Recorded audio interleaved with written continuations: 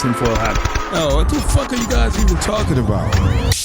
Global controls will have to be imposed, and a world governing body will be created to enforce them. Welcome to Tinfoil Hat.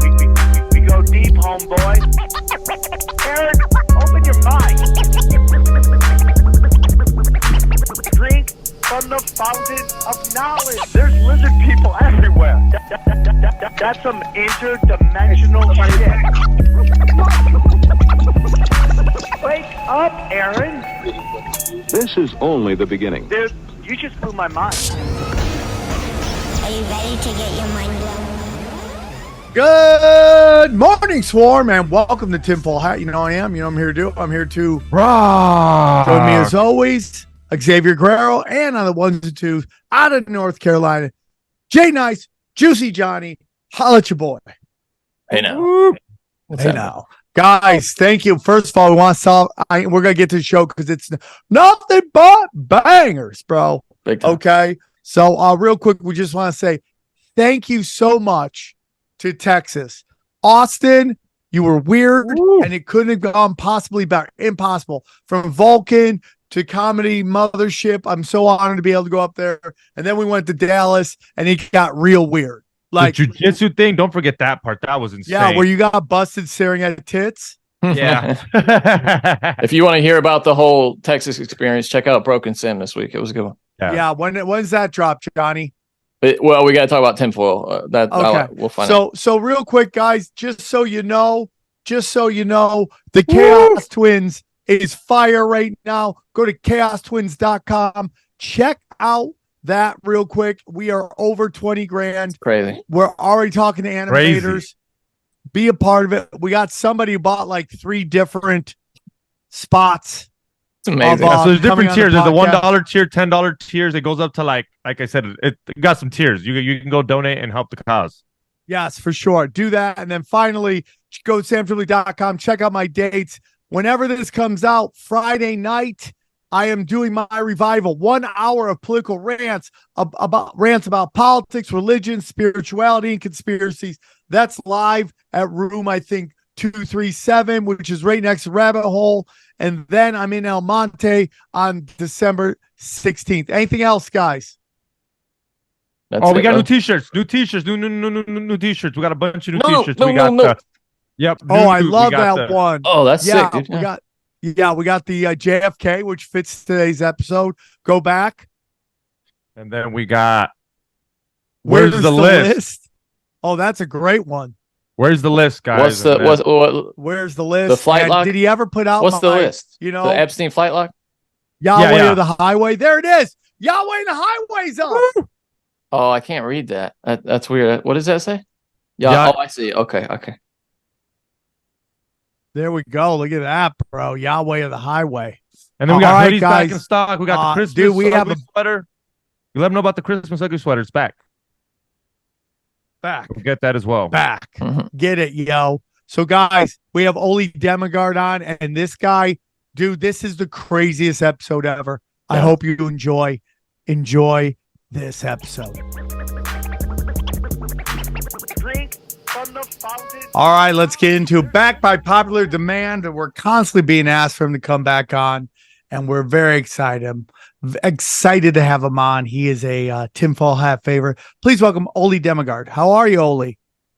I'm good. And this is a super special day for me. It's the 60th anniversary of the assassination of JFK. And I think I hope I will be able to deliver some information that might blow your mind. Always.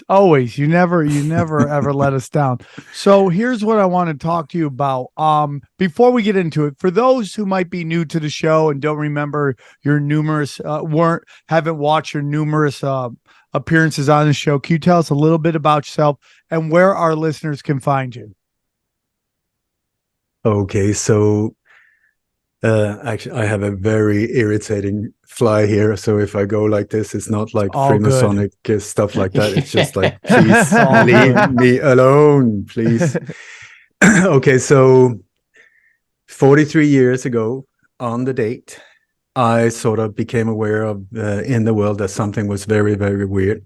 And the thing that got to me was it was the very first time that I saw the Zapruder movie, the Zapruder film that shows the assassination of JFK, and where it took me like maybe 18.5 seconds to understand that, my God, somebody must have been standing to the right and to the front, not the official narrative.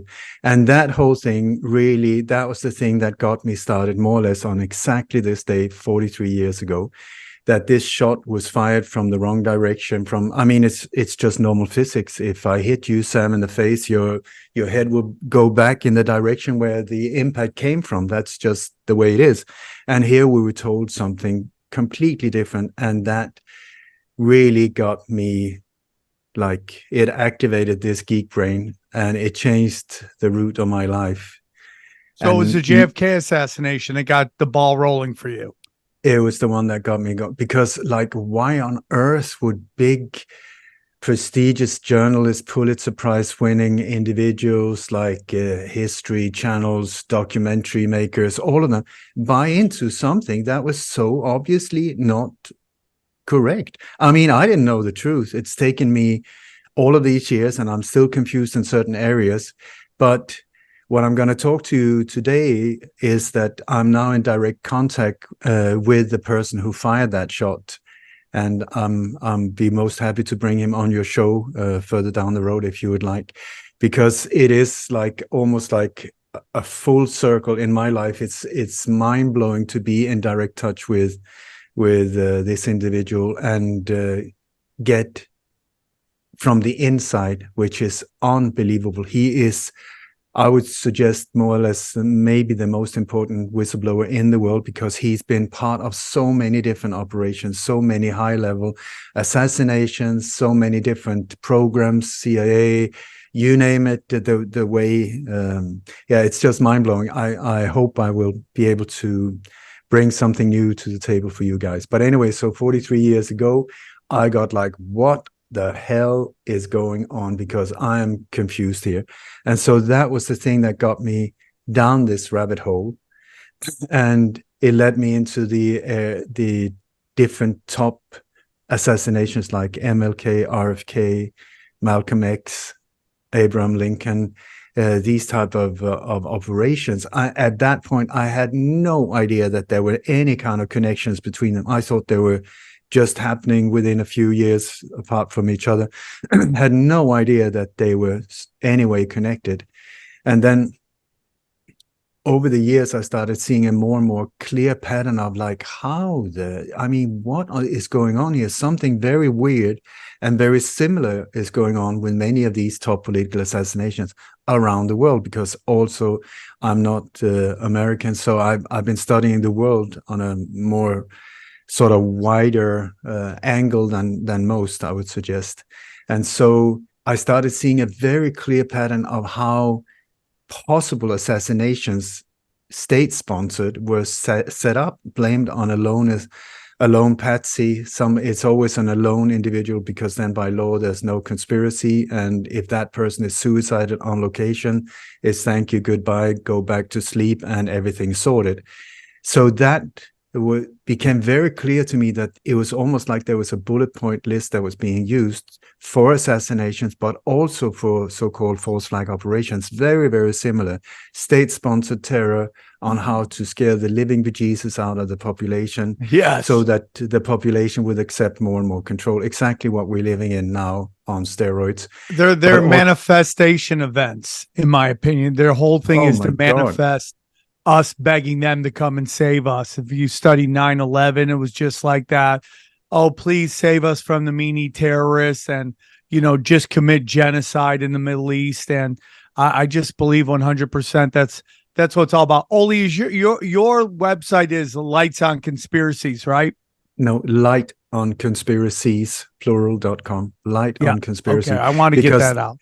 Thank you so much, Sam, because that is what I'm trying to do. I'm trying to go into the belly of the beast when it comes to following the truth, wherever it takes me.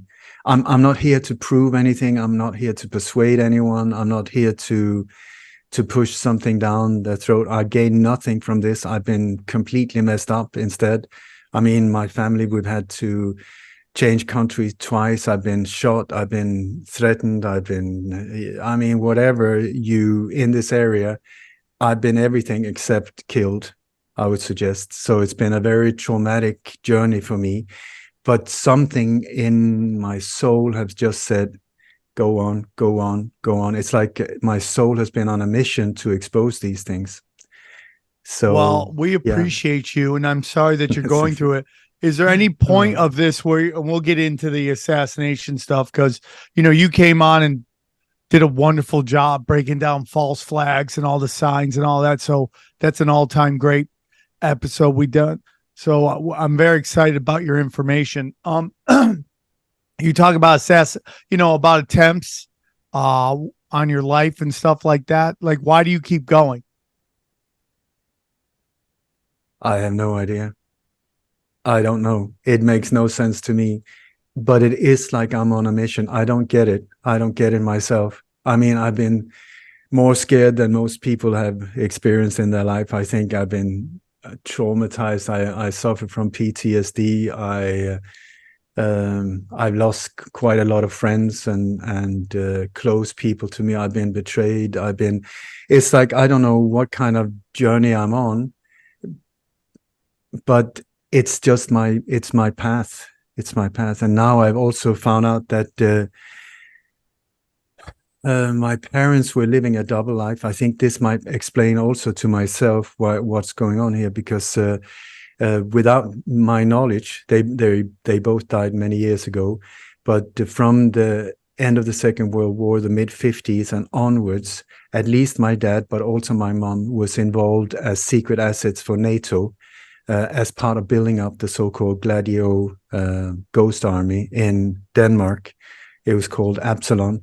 And so I lived my whole life living a double life with him. I had no idea. And it was like this one. I mean, that I did not see it while they were alive.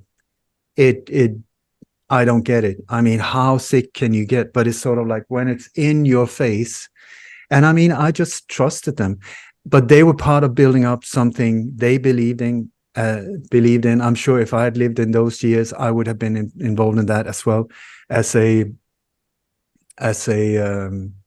protection against invasion from the East in those days. But this organization, this super secret Gladio network that was in all NATO countries, it was mandatory for them to create these type of ghost armies when they joined the NATO. And so that was hijacked sometime in the mid-50s by the CIA with their strategy of tension, which was like when the Cold War was not as dangerous as they tried to make it out, and where a lot of that was like a psychological warfare on us, being told that we are in this horrible, horrible situation, which now we're finding out more and more that that was just not true. What we were being told, absolutely not true. And so welcome to bullshit land, because this is what we've been fed so many times over and over and over and over again. So in the mid-50s, the CIA took over this ghost army that no one was aware of. And that was, like heavily armed with underground bunkers, with maps and fuel and everything, small little cells of 8 to 10 people, 6 to 8 people, perfectly positioned. So here they got access, or they were involved in getting access to this weapon that could be used for good, but also for dark. And so they started using it for inflicting fear, random acts of violence against the population, to get most lefties countries, the soft ones, to get in line and say, yes sir, no sir, please enslave us, put more cameras, put more militarized police everywhere. We will thank you. We will kiss your feet. Thank you so much for protecting us. Because we didn't understand that they were actually the ones doing it to us. So I think that I was possibly born into this world as part of a cover for a NATO operation, because I believe now the more I get confirmations from the inside about my parents' involvement. They were not on the top level. They were sort of like on the third level there.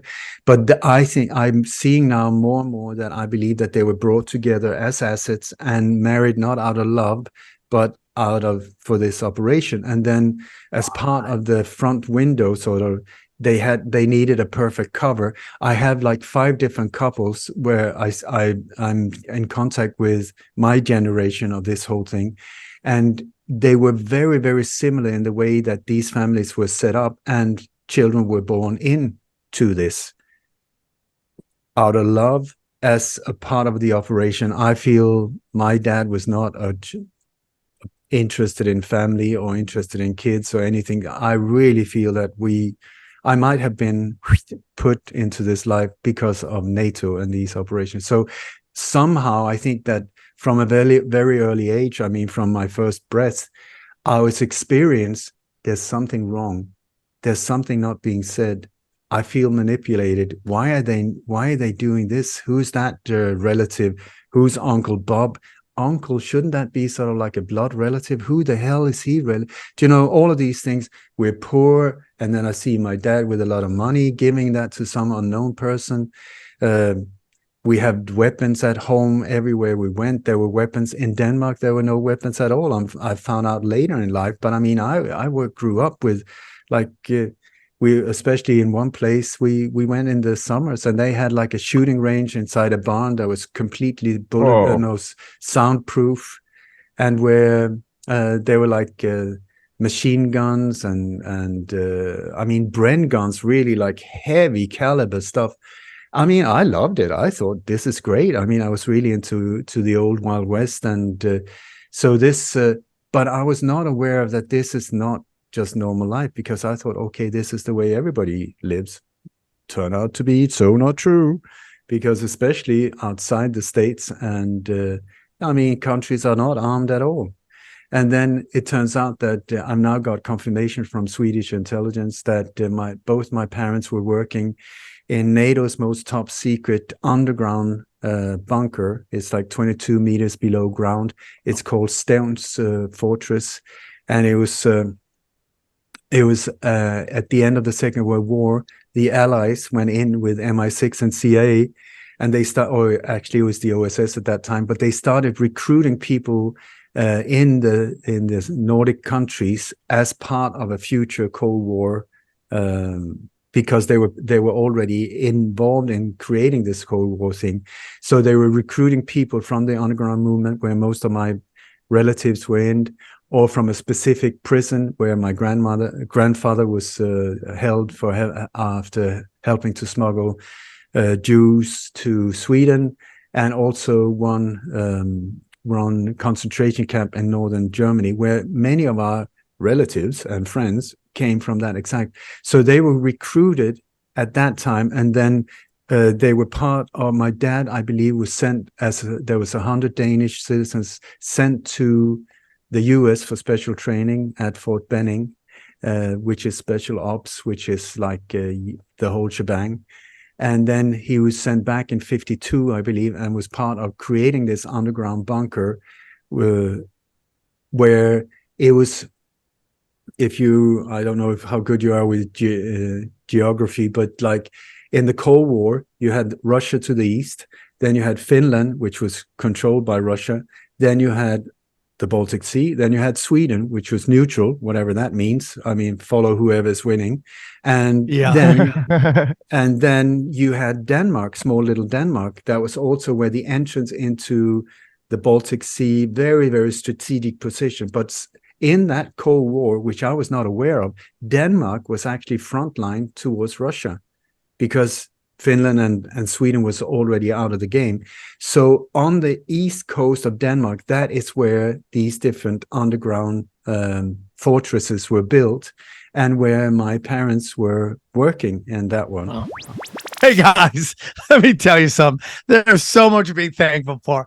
Family, friends, food, NFL football all week long. Bang, bang. Bow, bow, bow, bow, bow. DraftKings Sportsbook is keeping your Thanksgiving week full of action. New customers can bet just $5 on the NFL action to score 150 instantly in bonus bets. Bang, bang, pow, bro. No matter your appetite, there's something for you. Money lines, parlays, props, live bets, and so much more. You name it, they got it. Listen, I love football. I'm betting football. I'm betting basketball. You name it, Daddy's deep. Daddy's going hard in the paint in these fantasy leagues.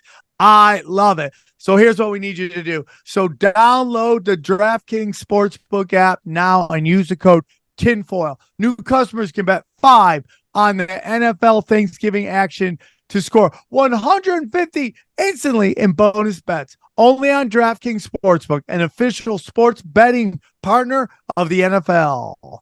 With the code TINFOIL, the crown is yours. Gambling problem? Call 1-800-GAMBLER. Visit www.1800gambler.net. In New York, call 877-8-HOPE-NY or text HOPE-NY. In Connecticut, help is available for problem gambling. Call 888-789-7777 or visit ccpg.org. Please play responsibly on behalf of Boot Hill Casino and Resort. 21 plus. Age varies by jurisdiction. Void in Ontario. See dkng.co/football for eligibility terms and responsible gaming resources. Bonus bets expire 7 days after issuance. Eligibility and deposit restrictions apply.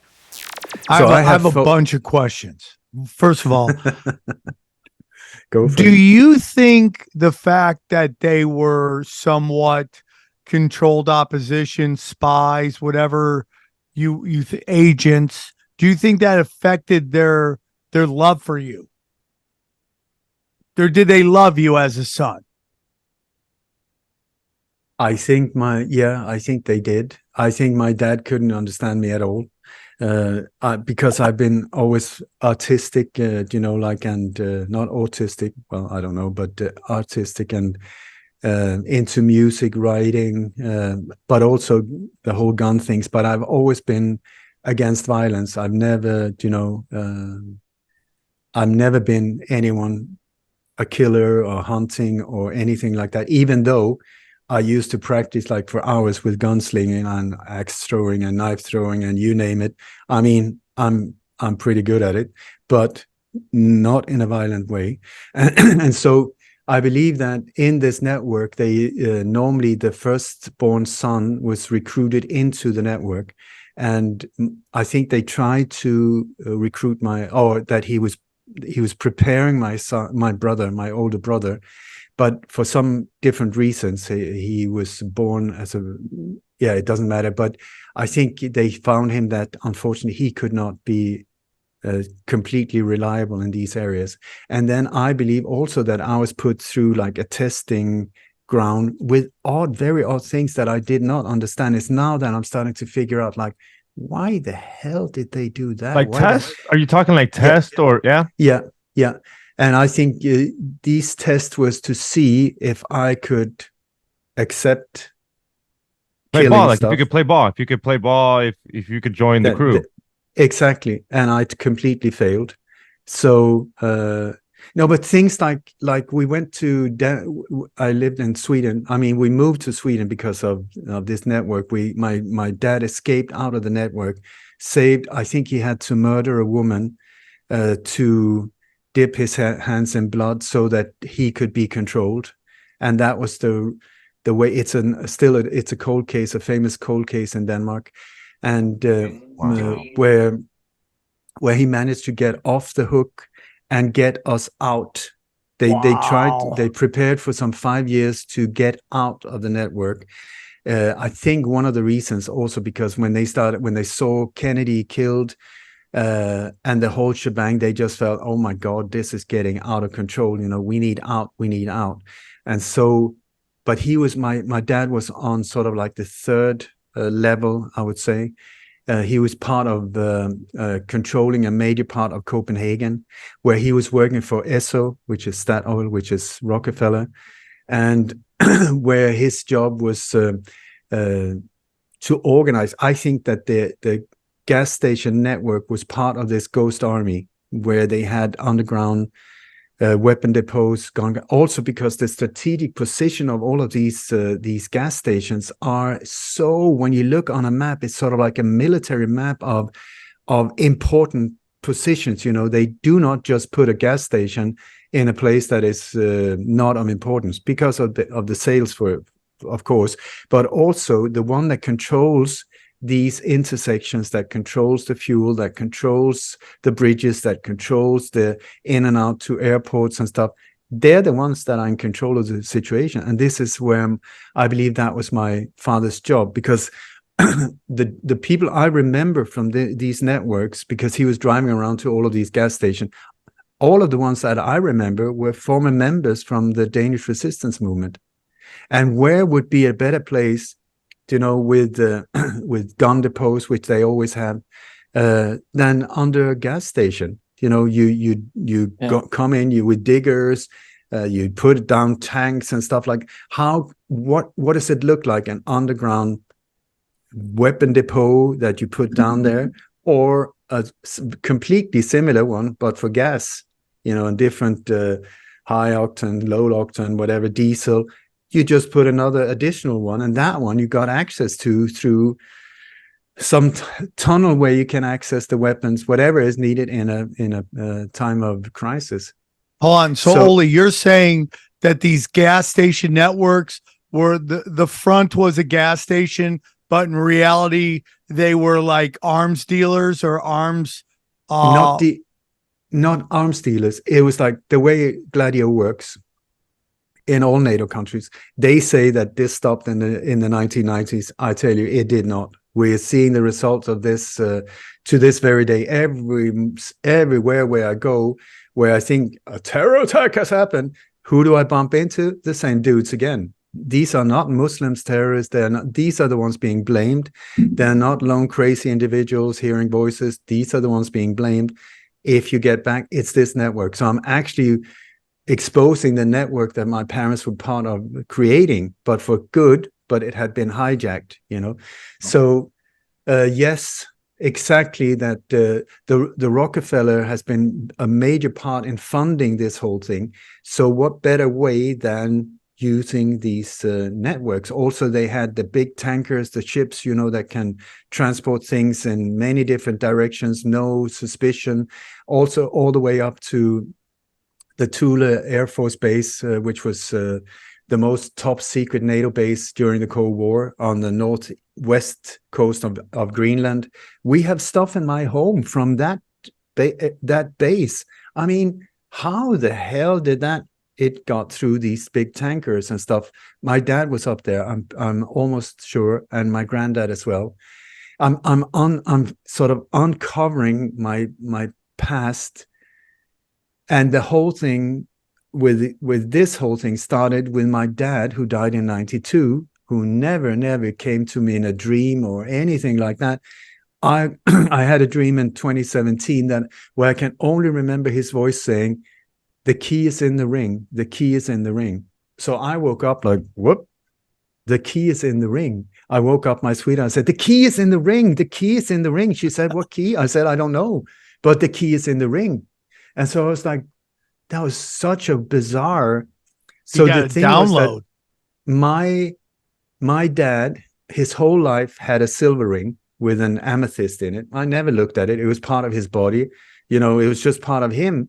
And I've checked all the photo albums. He had that ring as long as I can remember, you know. And so when he died, I was the one that was there with him. And he was naked in a hospital bed when he passed over. And the only thing he had on him was the silver ring. And the only thing I wanted from him was the silver ring. So I had it, even though we lived in Spain, I had it on. I had sort of like a little altar stuff. And where the ring was the centerpiece. So I went straight down. And for the first time ever, I really looked at it. And it was an American Air Force ring. How does a Danish citizen get a U.S. Air Force ring? It's just absurd. It's just that doesn't happen. And also, so that was the thing that got me started down this rabbit hole. I mean, rabbit hole for sure. And where I've even found photos of my parents on top of this underground basis, which was the entrance was highly secured, you know, camouflaged, way out in the middle of nowhere on the extreme end of the coast. Sort of, it's on a coast that goes straight down this. It's Denmark is made of chalk to a large extent, limestone, so very easy to dig into and stuff. And and I have a photo from 90 there because they're sitting in a brand new Chevy Bel Air 57. He looks like James Bond with sunglasses. My mom is sitting in the background smoking, having a great time. In the background, it doesn't look like Denmark normally looks like. It's hilly, and there was just so this photo that was just in our photo album, where my dad, the official story is that he was more or less broke after the military. There's about 10 years where I can't find him. He doesn't seem to exist at all. And then when he met my mother in 55, he was living in a bus behind a gas station with his dog. For me, that sounds like not a very successful career. And then he suddenly had a villa and a brand new Chevy 57, where he used to say, his words was that it's only me and Elvis Presley that has that exact model. What?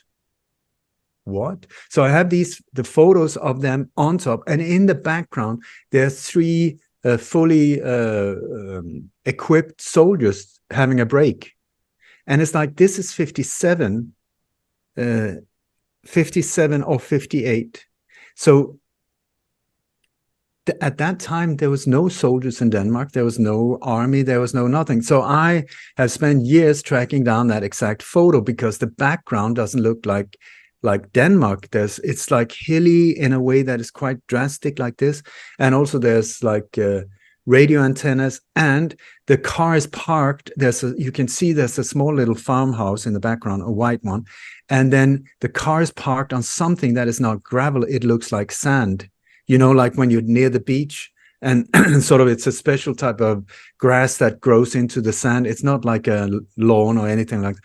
So I've been like this with this photo, and so I knew that this is somewhere unusual for Denmark.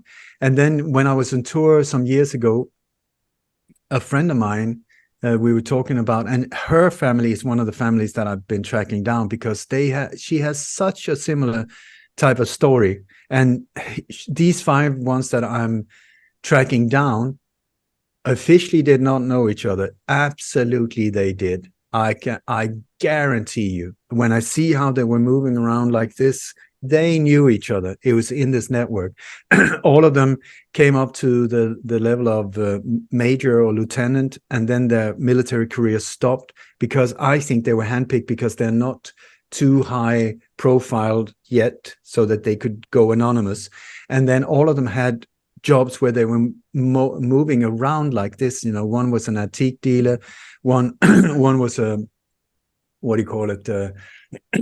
a car instructor, driving instructor, but for military vehicles. So he was, and my dad was this district chief, it was called, for Copenhagen, for Esso, where he was, like I said, he was living behind this gas station.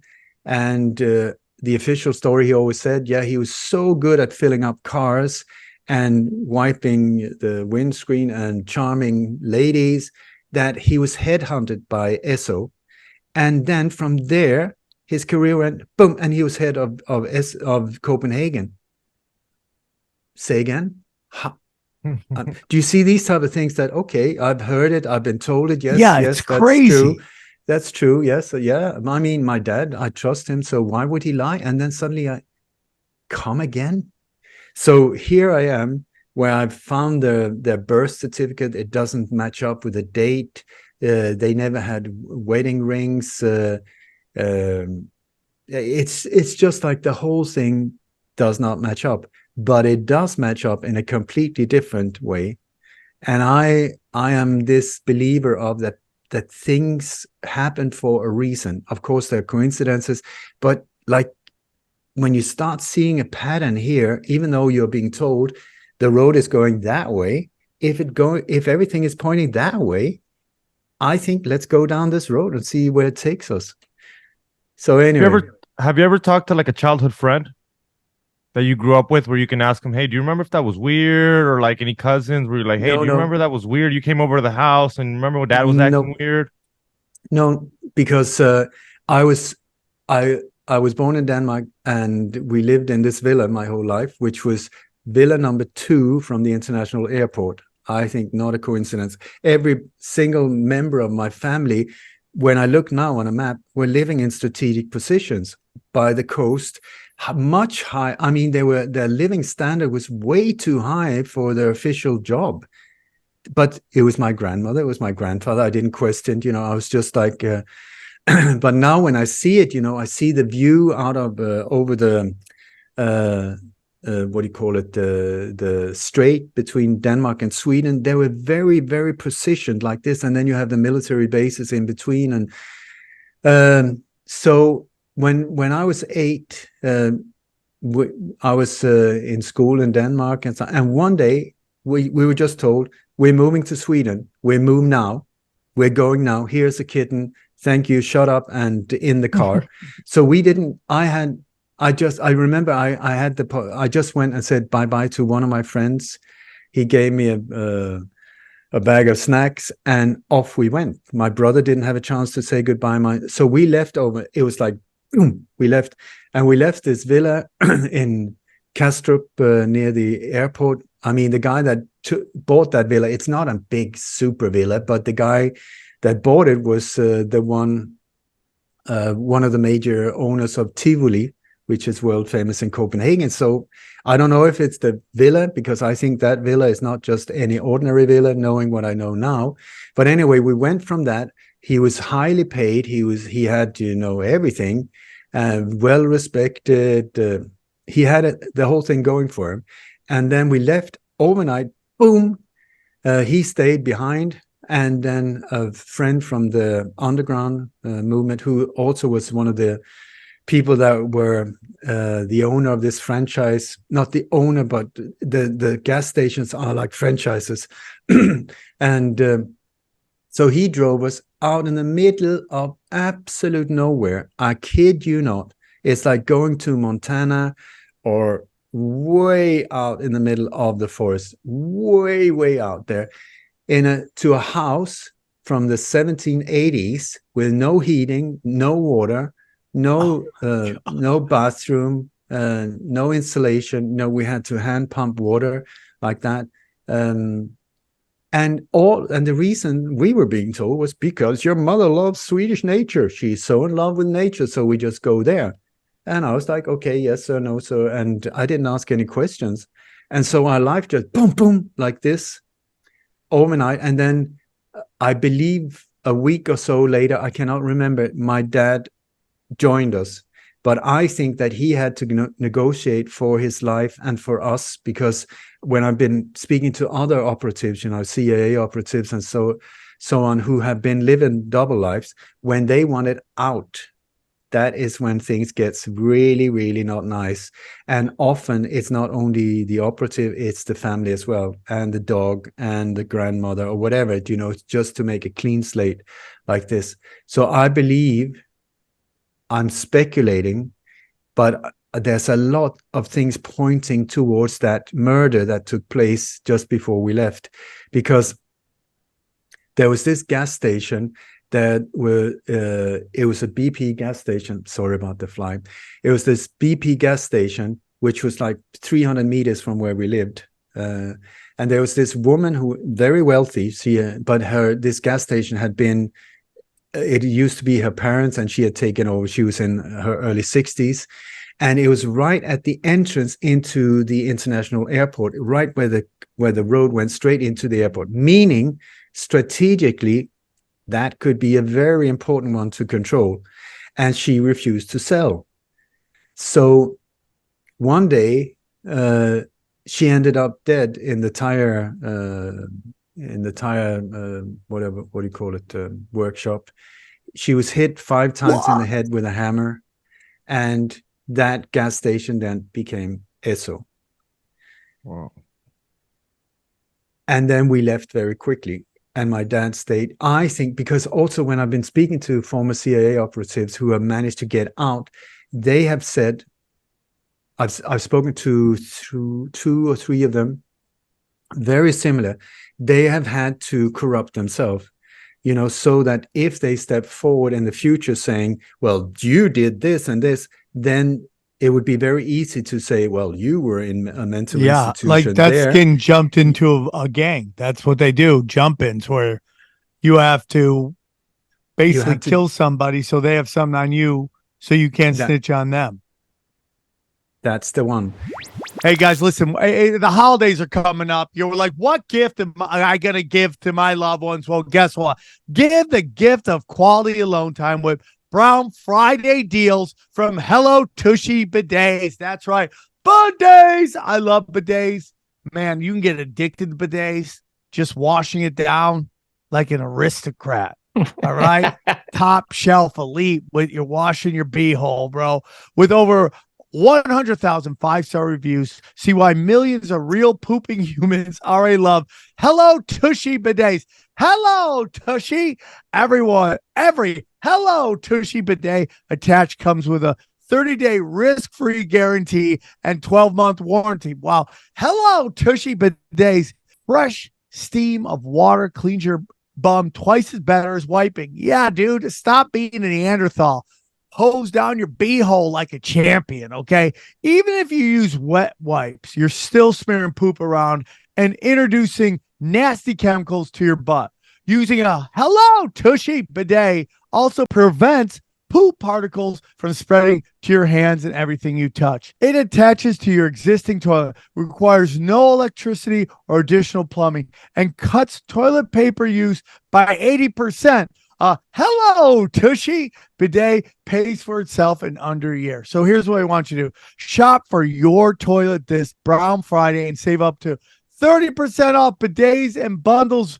Visit hellotushy.com/tinfoil and use the code tinfoil for 30% off your first order. That's hellotushy.com/tinfoil for 30% off now through November 25th. So my dad, it's very bizarre because my dad ended up in a mental institution. This was, I'm not completely sure about the timeline, but before we moved, he was driving around and he was almost killed by CO, not CO2. Is it CO2? No, CO from the exhaust from the car that almost killed him in the car. And he said, I remember he said, it was so unlucky that on that specific date, the alarm system didn't work. I'm like, alarm system for CO, poisoning in a car?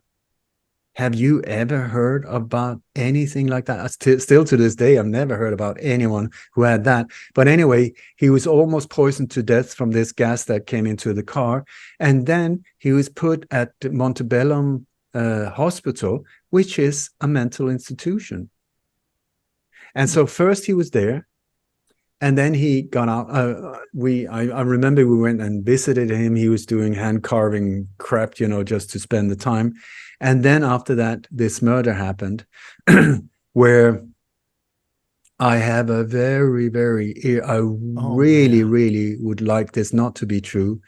But when I see the way, also from, I've spoke to Cody Snodgrass, a former Black Op and so on, he said, the way to get out, you have to do prison time or mental institution or commit atrocities to be under their control. And so I believe that maybe my dad, I'm not sure if he was the only one or if he was alone, that they were trying to persuade her and that it went wrong. Or maybe the task was to take her out. I don't know. But anyway, she ended up dead. And so I have a strong feeling that during my dad's whole life, there was this hammer with his blooded fingerprints in a plastic bag in some safe somewhere, just saying, you behave. And so we started from scratch, and absolute scratch in Sweden. And there he started helping people from the Danish resistance movement, buying farms that were the neighboring farm and then the next neighboring farm. And then, so he was part, I tell you, of creating a network in Sweden. Sweden being neutral, absolute bollocks. They've been part of NATO since 54. Officially, they're still neutral. That is so not true. So, and the Gladio network in Sweden goes under the name of Stay Behind. In Denmark, the code name was Absalon. In Sweden, Stay Behind. So our house was part of a network. The more I see it, the farm we moved to was part of this network already. And then he helped to build it up. And I mean, like, weird things that where, you know, like my dad wasn't interested in sports. We lived in the middle of nowhere, like 1 kilometer to the closest neighbor. And out of nowhere, a year and a half after we moved there, my dad said, I'm going to build a tennis court. I go, what? I mean, he wasn't interested in tennis. He never played there. So he got bulldozers over there and dug the whole thing up. And he spent months perfecting this tennis court in the middle of absolutely nowhere where nobody played. I mean, I played 2-3 times. I used to practice football down there. I was the only one using it, but he kept it immaculate. So for many years, I thought, well, it's a middle life crisis or something like that. I don't know what happened to him, but he built. It was sort of like a joke in the family. When we saw him going down there, you know, fixing and cutting grass and sometimes painting white lines and stuff, and not interested in sports, didn't make any sense, but I didn't think of it at all. Then when I started looking at this, saying, holy crap, what? And it was actually Cody, the black op, who said to me, there's a gun depot underneath the tennis court. I said, come on. He said, it's a helicopter pad and there's a gun depot underneath. I said, come on. That's and incredible. By the way, when I told him, because I was very confused regarding my parents, he said, please describe them. I described them in great detail. He said, well, your dad was a spook and so was your mom. He was the first one that mentioned my mother. A spook? I was What's a sort of spook? like, you are what? It's an agent. Okay. What? Intelligence agent. And yeah, what can I say? Ole, let me ask you something real quick. Listen, let me ask you. So you often talk. You've said a couple times about this country or that country being neutral. I don't know if you can still hear me. I'm having really bad internet connection, but do you think that countries are allowed to be neutral, or is that a sign of maybe they might have a lot more power than we think? Like Switzerland's always like, we're neutral, but you look at all these New World Order organizations, they're all headquartered in Switzerland. It just seems like when someone's like, oh, I'm neutral, they're actually like, I'm above this game and you guys are just a bunch of peons fighting with each other. As far as I know, there's only 2 countries neutral, and that's Switzerland, where so much blood diamonds and blood gold and death stuff, their whole level of living is built on that. And then you got Sweden. That's the only 2 countries that I know that are neutral. And in Sweden, you got this family I think I've been talking about before, the Wallenberg family, which I believe is a massive part of the deep state. Massive. I think they're above the Rockefellers, about the Rothschilds, and their motto is Esse non videre, ruling without visibility, and that is what they've been doing.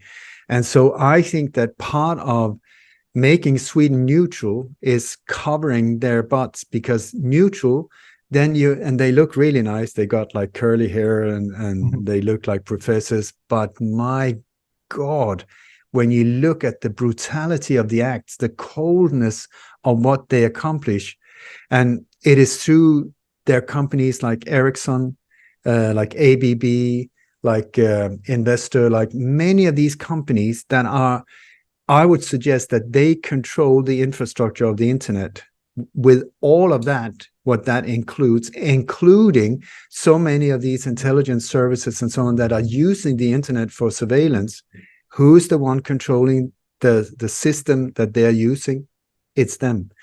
And they're just everywhere. They control they've got more than 6,000 or 60,000 patents when it comes to the infrastructure of the internet.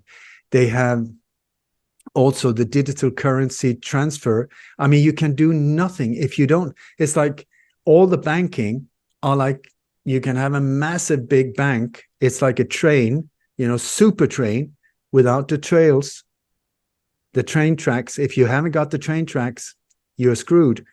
The one that controls the train tracks, they can turn them on and off. If you don't behave, who's in control? They are. They're also the ones that came up with encryption, with cryptograph. They killed their way to this empire. They murdered a guy called Ivar Krüger and took over in a very brutal way. And they also control the electricity in more than 180 countries. Do you know how many countries there are? Not a lot more than 180. And so they are the ones, if you ask me, that can switch on. Boom, it's cold in Texas now, isn't it? Yes, it is. It's now North Korea is having major problems. Now Sweden is having problems. The whole thing to shake up, keep us in fear, keep us, ungrounded and insecure, and so that we will accept more and more. But also, they've been now there's a massive big scandal about them funding ISIS being their own creation. I mean, the boogeyman created by themselves. You got Biden. If you see the Biden logo with the E, that it's like that. If you compare that, that's the exact same logo as in Ericsson with the three lines like that. They also control media on a massive scale. They also control banking on a massive scale.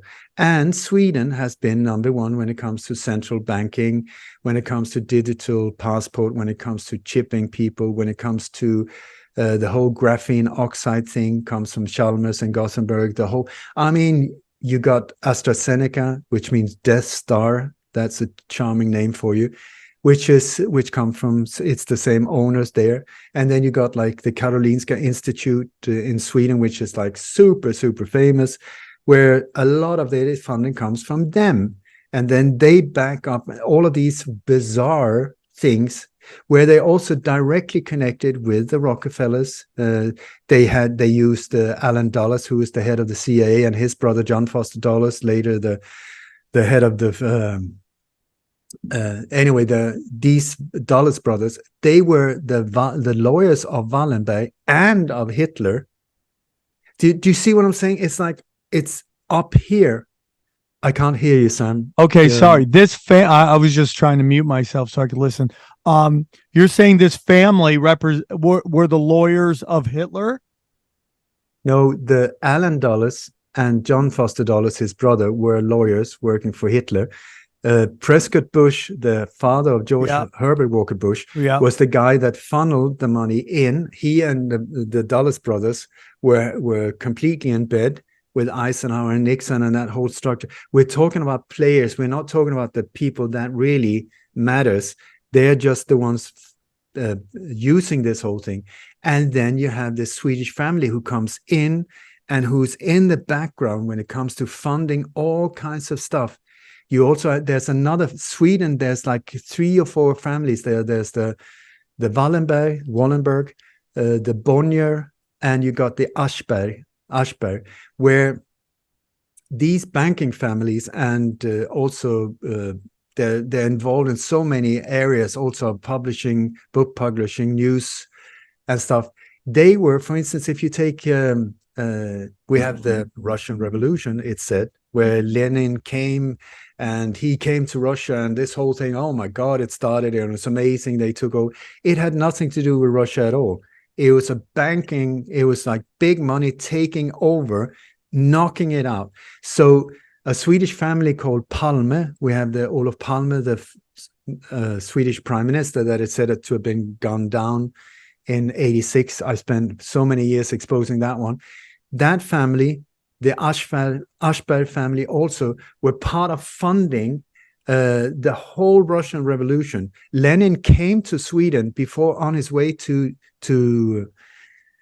Russia, got funded, got Trotsky was in Norway, these type of guys being funded, prepared, and then sent over there to destroy the Tsar Empire. That was the thing. The Palme family were part of creating the Communist Party in India and other countries where it's like chess, where they're just being set the whole thing up, and it's just unbelievable. Like now, Sweden is. I had no idea. I spent a major part of my life there. I was completely unaware what was going on. I've been walking up and down outside the offices of these powers. It is unbelievable. Sweden, I tell you, this pure and beautifully polished version with ABBA and Björn Borg and all of these type of things, beautiful women, sex in the street, every sex street corner. That is so. It is an illusion of bullshit where the inner core is so rotten that, and this is affecting the whole world. You will see when anywhere in the world where something bad is going on, there will be an anonymous Swede in the background. On photos, when you see, and so who's this guy? I don't know. He's Sweden something like, it was there was this business delegation from Sweden. They were just visiting at the same time. Who's that guy? Not sure really, but he's got a nice suit. It's like they're in the, ruling without visibility. Wallenberg, I tell you, Wallenberg, look into them. Yes. Even Trump was warning about them, and what are they called? The Valame? More and more. Your microphone is not your friend today, Sam. He said, what were they called again? Could you say what they're called again? We cannot hear you. Yeah, sorry. What is the name of the family again? Wallenberg, Walllenberg. You will find it's one of the richest families in the world. Most people haven't heard of them. Listen, I know, Ollie, you want to get into some JFK, but if you, I've been talking about what's going on in America with this silent Bolshevik war. Can you talk a little bit about that? Anything else on that? And then we can get into some JFK at the end. But I would love to hear any more thoughts you have on just the connections of Lenin to all these people. I don't know, fascism, communism, ism this and ism that. What I see is different sides of the same corner when it comes to extreme power trying to move into more extreme power, on where we pay, where millions of people are being killed for these forces to move into power. So I don't want to call it communism because I don't even know what communism means. I know what they're telling us it is. I don't know. Democracy, yeah, that's a good one. I mean, you're a stand-up, Sam. That's a good name if you want to play around. I mean, what does that even mean? So democracy, if a lynching mob, if we vote, should we hang this bastard? Yes. How many? Well, we're 14 pro hanging, 2 against. Is it right? No, it's completely wrong, but it's democracy. We voted. So string him up, but we're being told, it's this, and communism is bad and capitalism is good. And then when you look at it and you see we're being played, both sides are being played by the same forces. That's it. Both sides, they create conflicts where they can control both sides. They invest in both sides.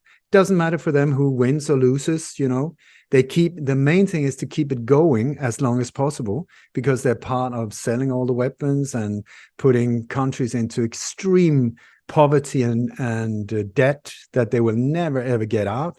And then they're part of rebuilding because they're so nice. So they would go in with companies like Halliburton and others, go in and rebuild for their own profit and their own control, which will never be shared with the people in whatever country it is. So what's going in the US? It's the same agenda as anywhere else. You're being deconstructed. You're being destroyed by design from the inside. There's If you think that these are friendly faces in the White House, think again. If you think what happened on Maui happened from some Chinese spy balloon that they painted white so that everybody could see that, oh, there's a balloon that shoot it down. Is that the most advanced? No, it was an inside job. Maui was fried by the US Space Force. I know exactly how it was done, who carried it out, the whole shebang from the inside. It's a massive land grab, mass murder operation there to make Maui the first smart island of the world. I live on Bali. Unfortunately, Bali is on that list as well. Not fun, not fun, and not fun.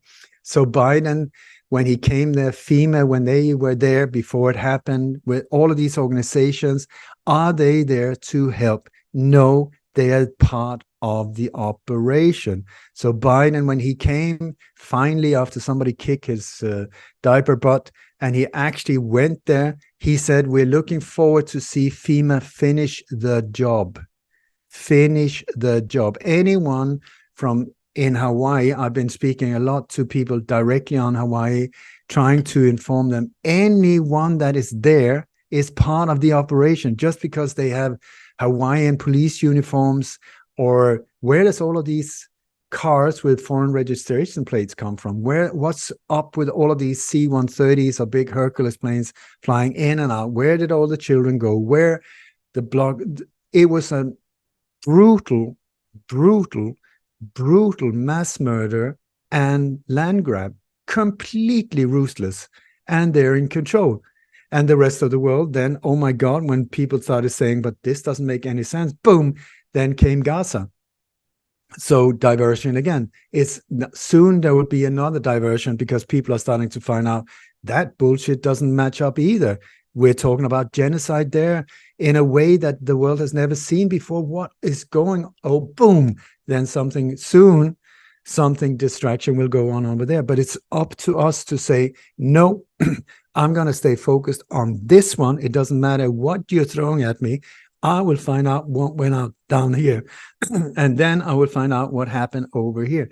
And that's why I think geeks like me, who apparently have no other life, should be listened to, because we put in the years of trying to find out what on earth is going on, or what the hell, more literally, is going on. What the hell is happening? Because that is where the force comes from.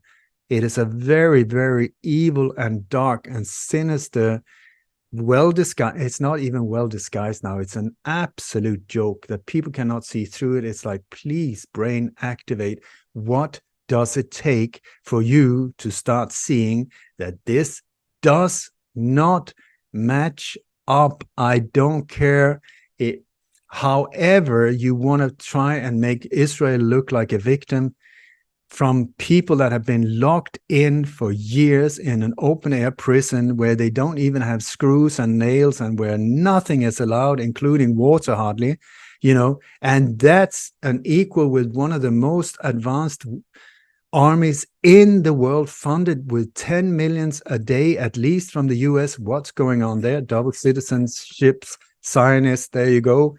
This whole thing. Why did Netanyahu get 25 standing ovations, 25, when Obama got 15, the most ever? What's going on? We're being played. We're being played here. And the game is set in a completely upside down, inverted version of reality. Yes. Everything is the inverted. I really want to hear your thoughts on the JFK, because, we had you on before. You talked about the death squads, and I love that. We're the 60th anniversary. There's still people that think a magic bullet is the reason he died. It's crazy to me. You talked about the death squads before. That was that blew me away. I always tell people that I feel like JFK was like John Wick in the movie, where all of a sudden the phone goes off and everybody in the plaza has a phone, seeing that, oh, there's a hit on John Wick. That's how I feel like everybody in that plaza is, because it starts to get really weird at some point, where he goes from being the Beatles and he's surrounded by a ton of people, to the moment in the Zapruder film, and we could have a discussion on what is that film all about. But then it gets very, very, very, very like weird. And there's some people have come out and said that the babushka lady was a Rothschild based on her smile and all that shit. Any thoughts on that? Kennedy made himself a massive threat. I think it was after the Cuban Missile Crisis, where the world was on the brink of the Third World War. And I think that was sort of almost like a point of enlightenment for him, when he suddenly understood the level of madness, and he just refused to be the one who created that. From that point on, suddenly we see this very strong individual that stands up against the CIA. I mean, that is unbelievable. He was going to get rid of J. Edgar Hoover from the FBI. He was going to crush the CIA to 1,000 pieces. He fired Allen Dulles, Cabell, and a third one, also holy cows within the CIA. He wanted out of the Vietnam War, which was a massive drug war. He got his brother Robert to chase down the mob, who had helped him into power. He was just like becoming a massive, massive, massive problem for so many, and they needed him out before the election, because if he had come into power for the next term, J. Edgar Hoover would be out, Lyndon Johnson would be out. He was just about to be tried, Lyndon, for 8 murders, one of them on his own sister. Not that he was the one carried out, but he had a hitman called Mac Wallace that did it for him.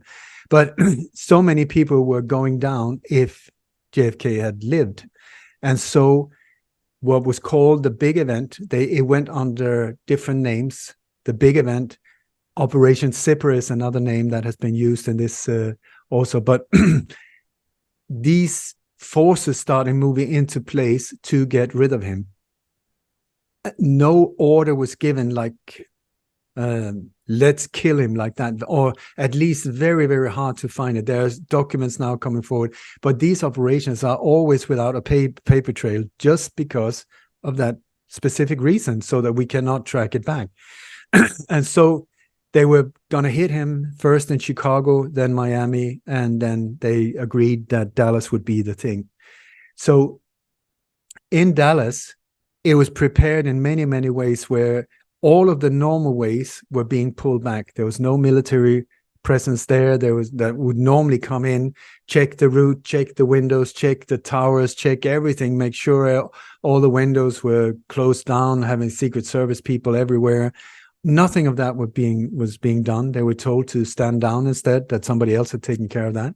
Then when Kennedy arrived, the limo in the motorcade should always be placed in the middle, where in the front you had like the press, you had other senators and all kinds of people, and then right in the middle were surrounded by Secret Service agents, and also with a car followed with Secret Service agents there, and an ambulance very close to that as well, and doctors in case something would happen. All of that pulled back, so that the limo instead became car number 2, way up, and then the motorbike police officers were pulled back as well. So instead of them being on the sides or in the front of the limo, they were behind. And also the Secret Service that should have been standing on the car on the sides and being ready to act at any second were pulled back. Everything was being pulled back so that he was completely without protection. And then the motorcade route, which was being planned so that it would go straight through Dealey Plaza, Main Street, that one down, and then towards the Trade Mart Center, where he was going to give a speech. In the morning, that route was changed so that it went from Main Street onto Houston Street, which is sort of like Dealey Plaza is a very odd place. It's a pyramid-shaped place where you got Main Street going like that, and then Houston Street is sort of the base of the pyramid, and then you have Elm Street, which is 120 degrees around, which is against all security protocols. It should be a minimum of, I think it's 30 miles an hour for protection, you know. And here it just slow down. So in the area of Dealey Plaza, it is very interesting to see who is standing there, because since the motorcade was changed, who was aware of it there? It was also the very end of the trip through Dallas. So people had been standing very, thousands around. Oh, perfect. Thousands around the street from the Love Field Airport on the pavements and cheering and whatever. Then when they came here, there was only a handful of people. And so it was changed here to, instead of going down Main Street under the triple underpass, it was changed and go first a 90-degree right down Houston. And then you have this infamous turn in front of the Texas School Book Depository, where it is said that Lee Oswald was firing these 3 shots from the 6th floor corner, the so-called sniper's nest, through a tree. The tree is very correctly placed there, and then finally hitting Kennedy with this final headshot that from the behind, but actually threw him back and to the right. So very, very interesting to see. Yeah, here's the so-called Zapruder movie or film, where a bystander is filming it, and you can see there's a cut, and then here, boom, we have it. Here is the headshot, the final headshot, where Jackie is crawling over, trying to get a piece of the skull, and we have the Secret Service agent Clint Hill, who's jumping on from behind. So this was I mean, it never ever has anything like this been filmed or shown on TV, which it didn't for many years. But this was a massive, massive operation in broad daylight, never to be seen before. Also, when Oswald was executed by, we're being told, Jack Ruby in the police building there, that was live on TV all over the world, never ever seen before. So this was like a massive, massive thing. So the question you have to ask yourself, why didn't they just put a pill in his coffee? You know, how easy would that have been? And just, oh, sorry, JFK just had a heart attack. He felt tired and boom, dozed off. Instead, they put him through this whole thing. I think that this was the reason for that was to send a shockwave of fear to people in power positions around the world, just saying, we just took out #1 in the world in broad daylight in front of everybody, people, cameras, the whole shebang. Who are you? Who do you think you are? So don't mess with us. Just shut up, get back in line, or you'll be next. That was the message that was sent out that day. So they had to make absolute sure that he was not going to leave Dealey Plaza alive. And so there were multiple shooters. I know so many top-level researchers, we completely disagree. They are talking about possibly a second shooter. I'm telling you, there were shooters in very key positions. I identify more or less all of them. It's 43 years of my life. What can I say? I stand by what my truth is. How many would you say there is? How many would you say there is? I think there's some that I didn't count in, but it also it also depends on what you mean by shooters. Did they actually fire a shot? Did they just have a rifle? Were they you got a breakdown guy, you got a spotter in most of these triangular fire situations. So there's 3 in a team. So I'm saying there was a lot of people. So did we do a show about this? Otherwise, I can just go through very quickly the names of the people that were there. It was years ago. It was years ago where you mentioned having a lot of... Okay, yeah. So according to me, I know that people completely disagree with me. In the Daltex building, first, if you can take the map back again, please. In the Daltex building, yeah, if you see here on opposite side of the Texas School Book Depository, on the other side of Houston Street, that is the Daltex building. And on the second floor, Can you see it up in the left-hand corner? Yep. Yep. Yeah. Okay. On the second floor, there was a mining company. It was owned by H.L. Hunt. That day, this room was left open. The guy that had the keys was a guy called Hale Braden. He was a mob involved gangster who was working with the Chicago mob as well. His task was to flew from LA, get the key, and open the back door. The people he opened the back door for and let in that day was George Bush Sr., the paymaster of Operation 40, this mobile assassination unit. Johnny Rosselli, who was the go-between, the liaison between the Chicago mob, LA, and Hollywood, but also the CIA. He was a former hitman for Al Capone. Then we had the real shooter, and Rosselli was planned to be one of the shooters, but he backed off that morning. He got cold feet because the CIA wanted to cancel it. So anyway, the guy that fired the shot was Chucky Nicoletti. He was a hitman from the Chicago mob, Chucky Nicoletti. And the spotter in this guy, which you can see right after, it's in one of these very famous photos where you can see in the background, somebody's sticking their head out and their arm out of the window checking, did we get him? Did we get him? It's a black man. His name was Tony Izquierdo. Tony Izquierdo. There's even a statue of him in Miami, Florida. These people were, many of the people I'm going to point out were part of this Operation 40 or Group 40, which was consisted to a large extent of former exile Cubans that were in this mobile hit team under the control of E. Howard Hunt, David Atlee Phillips, and Ted Shackley, but was created by the order from Eisenhower, and the guy put in charge for starting this whole thing was Richard Nixon. XG, take this off. Say again, please. Go on, so I can see Ole. Okay, so anyway, so the guy that fired the shots from the Daltex building was Chucky Nicoletti. Chucky Nicoletti. And his driver that day was James Files, who we're going to come back to here. James Files, who is crucial in this whole thing.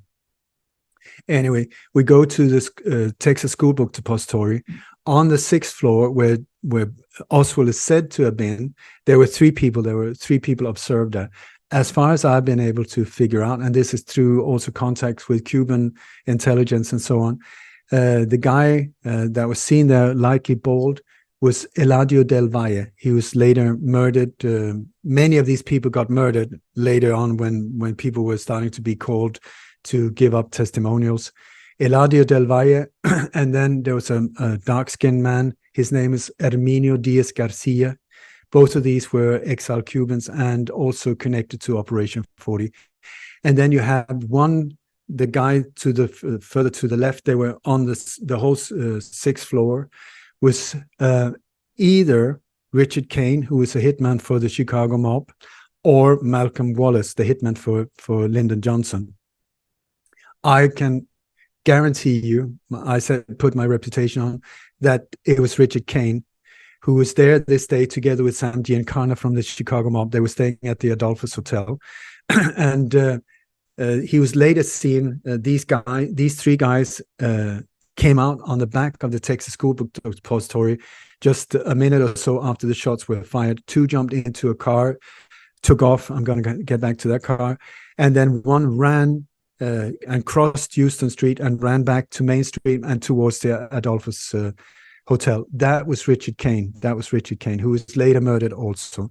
They say that it was Malcolm Wallace because there was one thumbprint or fingerprint found on a cardboard box from the sniper's nest that has been identified as Malcolm Wallace fingerprint. But I think that box was put there to have Lyndon Johnson by the balls, so that could be used if Lyndon got out of hand after the assassinations. Then they could point towards Malcolm Wallace, and then Lyndon Johnson could go down. Lyndon, Nixon, all of these guys were at the Clint Murchison's ranch the evening before when they gave a go-ahead for this operation. You got J. Edgar Hoover was there. There were a lot of people were gathered there, and all of them sort of dipped their hands in blood so that nobody could point at, at anyone else. So the three up there, and I believe that the way they got down from the 6th floor without being noticed was that they abseiled down through the shaft of the elevator, because just a minute before the shots started being firing, the electricity for the whole Texas School Book Depository was cut. And I think that was to make sure that no elevator was going to go up and down. So they went down. They were trained in jungle warfare. And so they went down that way and came out on the back. And then 2 of them were picked up in Ruth Payne's station car, driven by another guy from Operation 40. His name was David Sanchez Morales, a black guy, who was later, he was at the Ambassador Hotel when Robert Kennedy was murdered. He was there when Che Guevara was murdered. He was a very, very brutal guy. These people were moved around the world in many, many assassinations. Anyway, so if you can please get the map back again. Thank you. We have the grassy knoll is not really there. It's the grassy knoll is where it says grassy, not where it says knoll. Knoll is where more or less the Abraham Zapruder film, he was standing up on a pillar. It's a very odd layout, very bizarre layout of this whole thing. So on the other side where it says shot 2, there on that side, there's one guy, and it would almost be good if you could show the Zapruder film again, because you have one guy, his name is Walter Tabinski. If you can freeze it when I say freeze, we come around here. Here's a strange cut where suddenly ploop, comes, and they come around. There. So if you stop it there. No, you have to go back. If you look at the guy right in the middle there, can you see that? This guy who's dressed in the light beige color, he's got a big brown bulletproof vest on. There are photos of him walking across there. It's a massive, big bulletproof vest. And if you look at it, he goes into like a stance like this, and he fires the shot. His name he lives in Toronto. I'm not sure if he's dead or alive, but he has told a friend of mine who was his nephew that he fired the shot that hit Kennedy in the throat, but that was a tranquilizer gun to make him immobilized so that he could not move.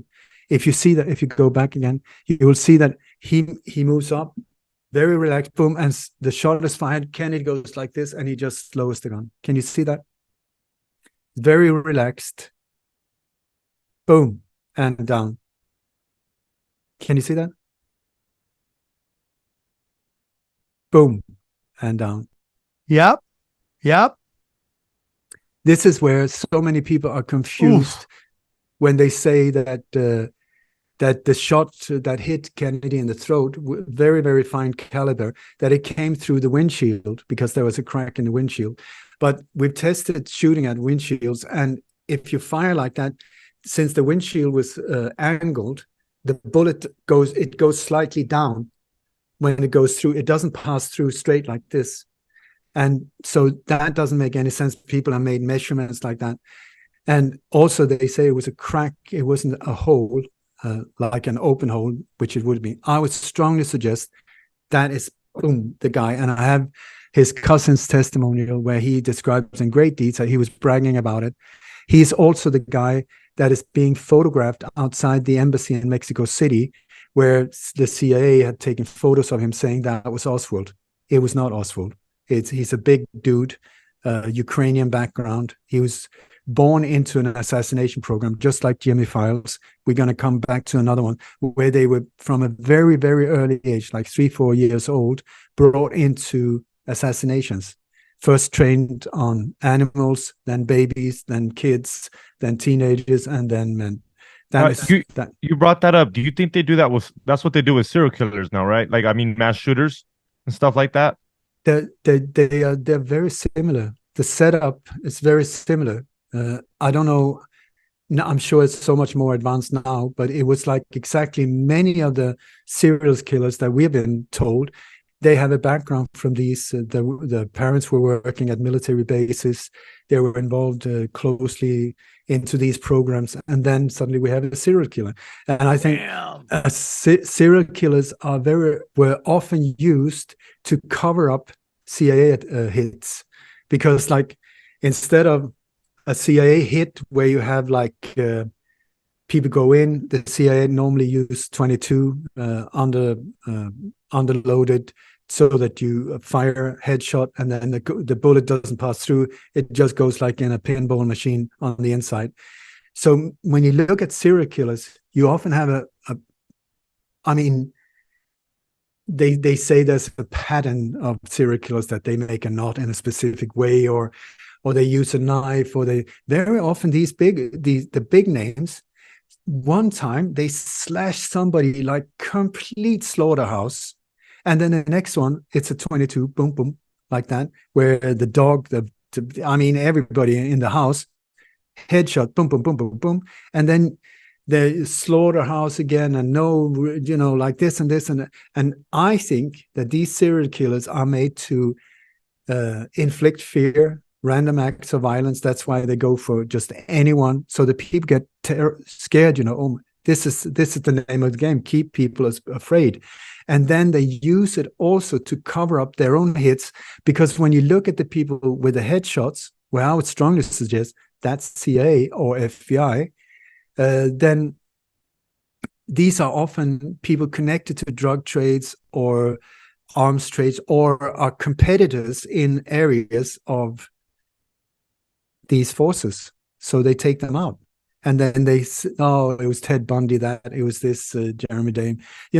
Really? Was it really?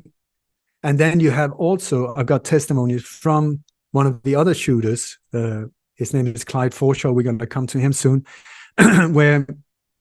where they were encouraged to do these things, but also they were out of control.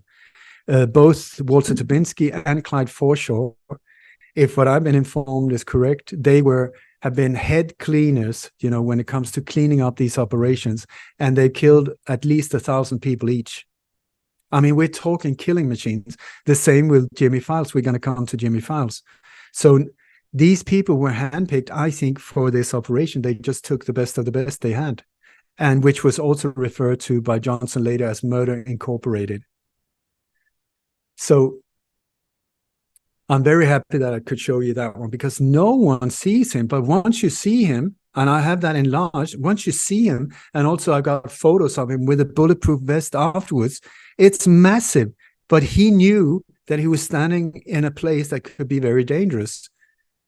So on the other side, opposite dear Walter Dubinsky, if I can have the map, please, we have what is called the Umbrella Man. This was could you put the map up, please? Thank you so much. Okay, so we got Walter Dubinsky. He's standing where the number 2 is from shot 2. So you see this shot is fired like in 8 feet or something like that, 10 feet. It's so close. And the vehicle is moving so slow. And one of the reasons it's moving slow is because there's a Cuban-looking guy that is stepping out in front of the limo and waving like this. That makes it slow down even more. And then behind him is what they call the Umbrella Man, a guy in a suit with an umbrella. The thing was that in the morning, this morning on the 22nd, it had been raining. Had it continued raining, Kennedy would have survived, because then the bubble top would have been put on, and this would never have, it would have been called off the whole operation. But now the sun broke out or came out, and then they went ahead with it. So the Umbrella Man, people have said, is it a secret weapon? I would strongly suggest absolutely not. What he was marking was the cross point for the shooters, because they needed to blame one shooter, so they couldn't have like like this. They had everyone to shoot at the same time. He was marking. I don't even think that he was aware of what he was doing, because he was putting himself in quite a dangerous position. But his task was to just say, here. And that's when you start hearing the shots being fired when they pass him. His name, if I'm correct, Roy Hargraves. He was also closely connected to this group. And the guy who steps out in front of the limo and is sort of slowing it down, his name was Felipe Vidal Santiago. Felipe Vidal Santiago. He also, his whole career, he was working for the CIA, recruiting assassins all over the world for hits like this. For many years, he was in Stockholm as well, trying to recruit an assassin for the Swedish prime minister some 23 years later. But his code name or his alibi was Charles Morgan most of the time. So these two guys are there. Then we come to, when we go to the Grassy Knoll area, this is where I would strongly suggest that there are 3 shooters at the Grassy Knoll.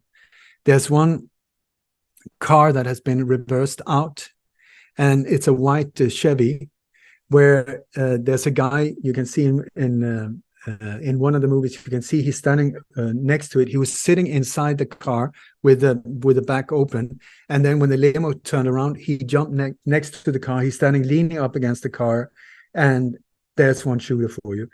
His name, Clyde Forshaw. He's the cousin of Walter Tubinsky.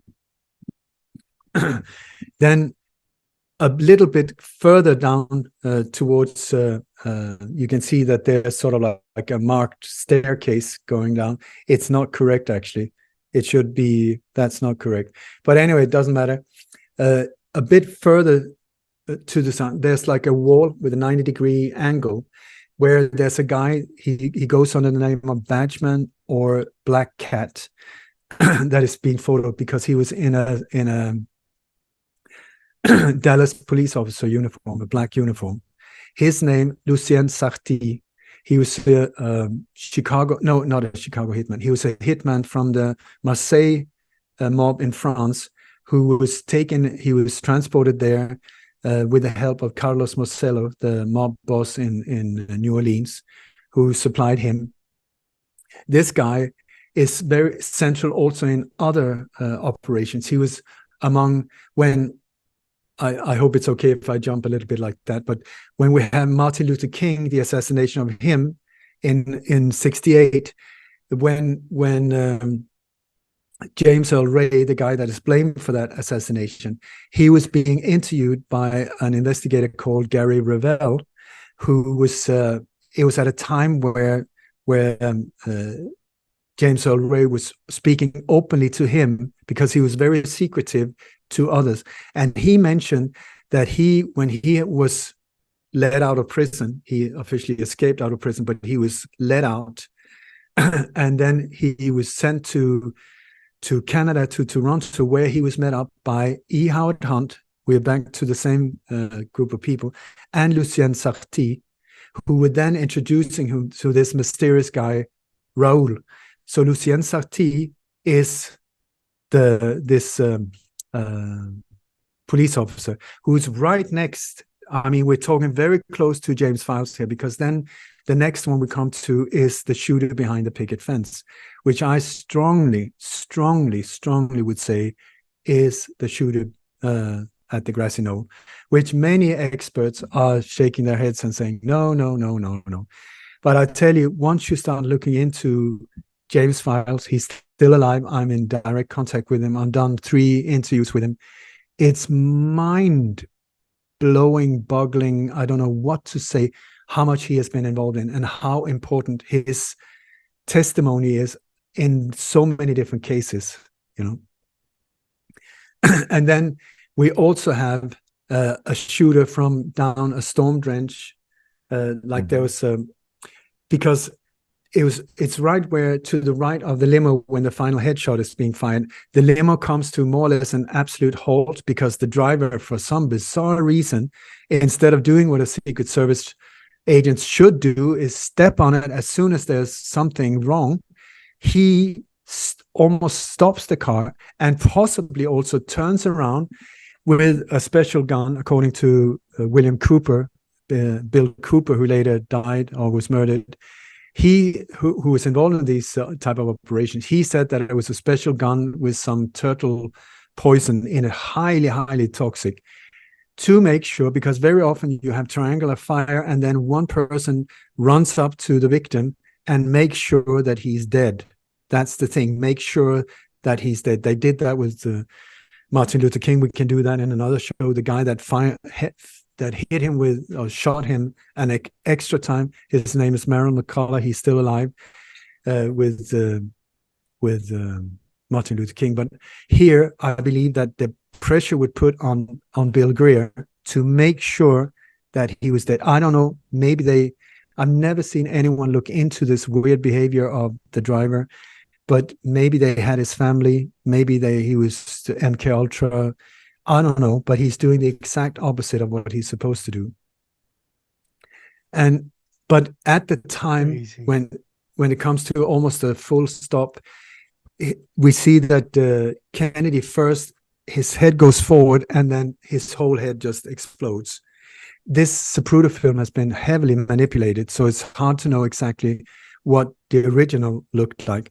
But there was one guy that did a computer graphic reconstruction of his head, and you could see that part of his skull was blown off from underneath, from the right and underneath.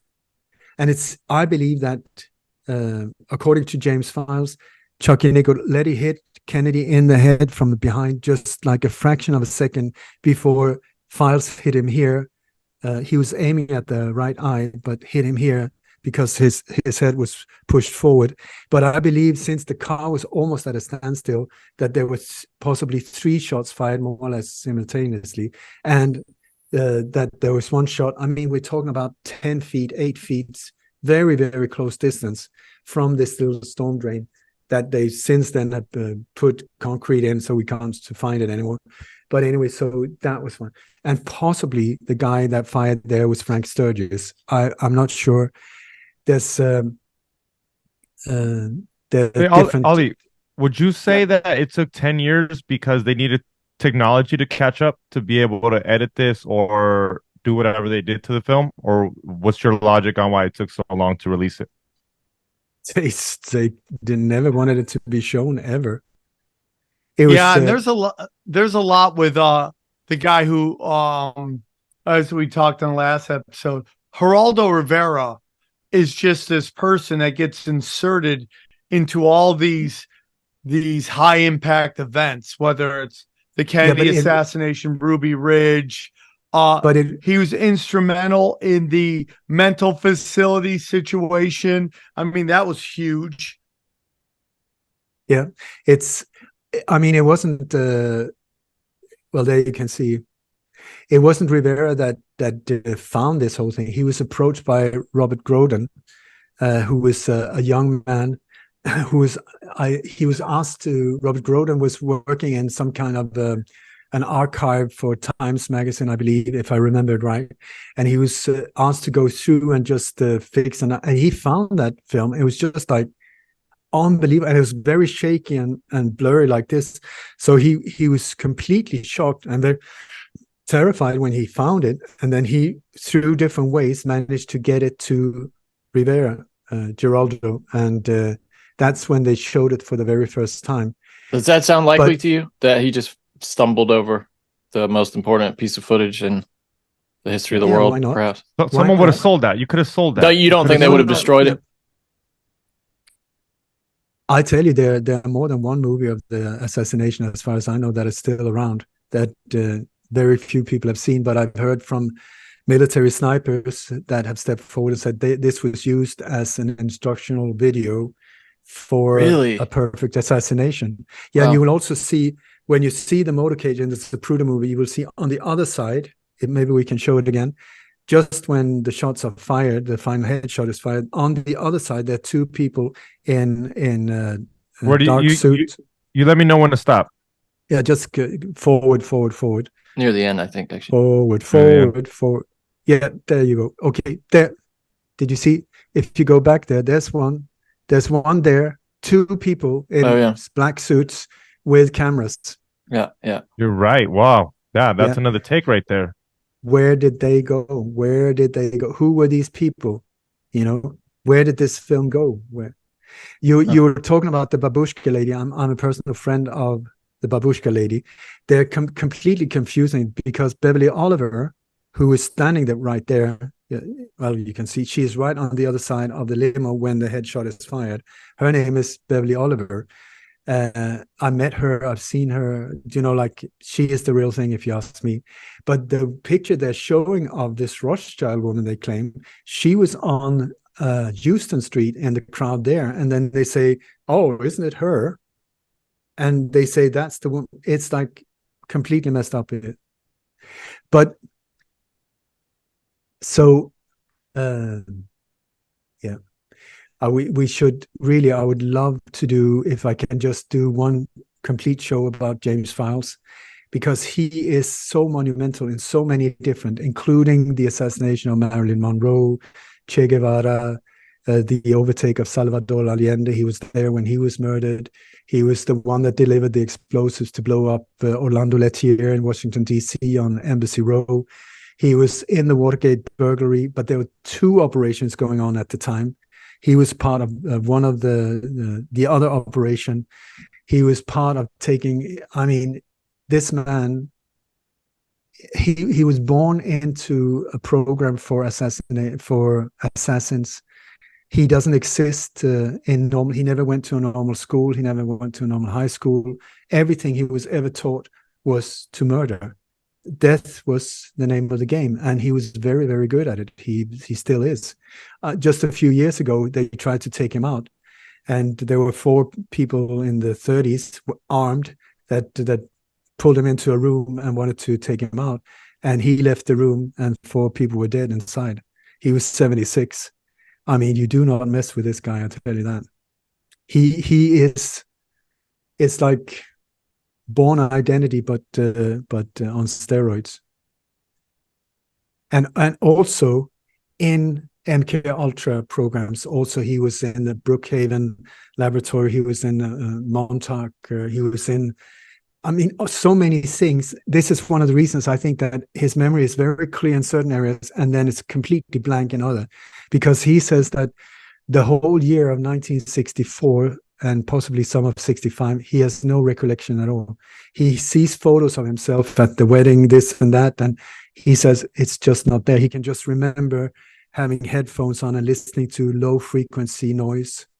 And so this is why I'm saying this guy, if we take the opportunity to listen to him, of course, you should be very, very critical. Of course, I can only say I've been following his track since the late 90s. I've never heard him say one thing that was not true or a lie.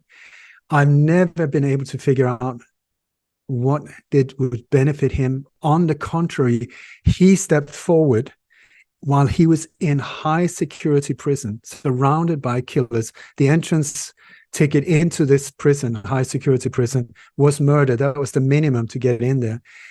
Controlled by the government, who did not want this truth to get out. Can you just imagine a worse place to step forward with information like this? I mean, so he lived his life on a daily basis, just surviving, killing people, surviving inside prison, outside prison. And he has no remorse whatsoever. No remorse. Killing Kennedy was just like taking out the trash. That's how he sees it. And it was just another day at the office. But the knowledge he has from the inside, the people he knew, I mean, he was a personal friend of all of them.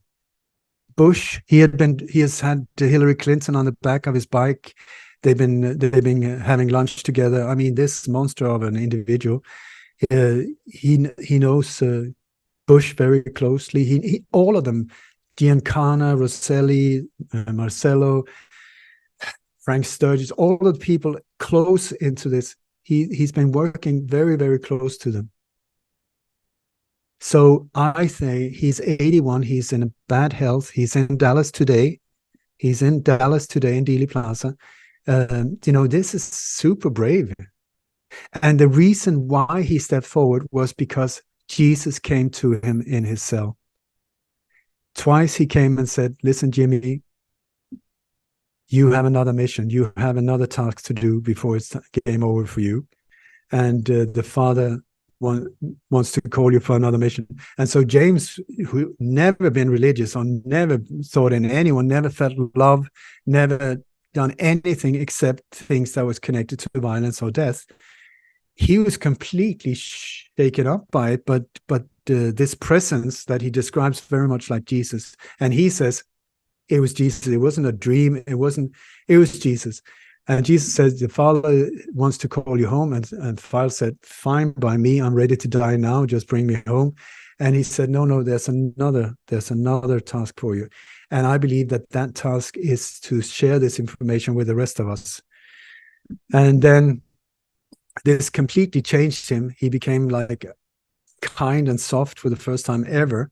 People in prison didn't know what the hell was going on. And so after a week or two or whatever, he started forgetting and he started going back into his violent ways.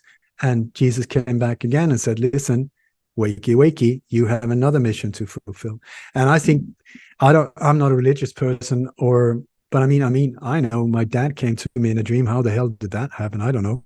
But so for someone to change on such a deep level, to step forward with things like this, and I've never been able to caught him with a lie. He knows nothing about the assassination on the bigger scope. He's not interested.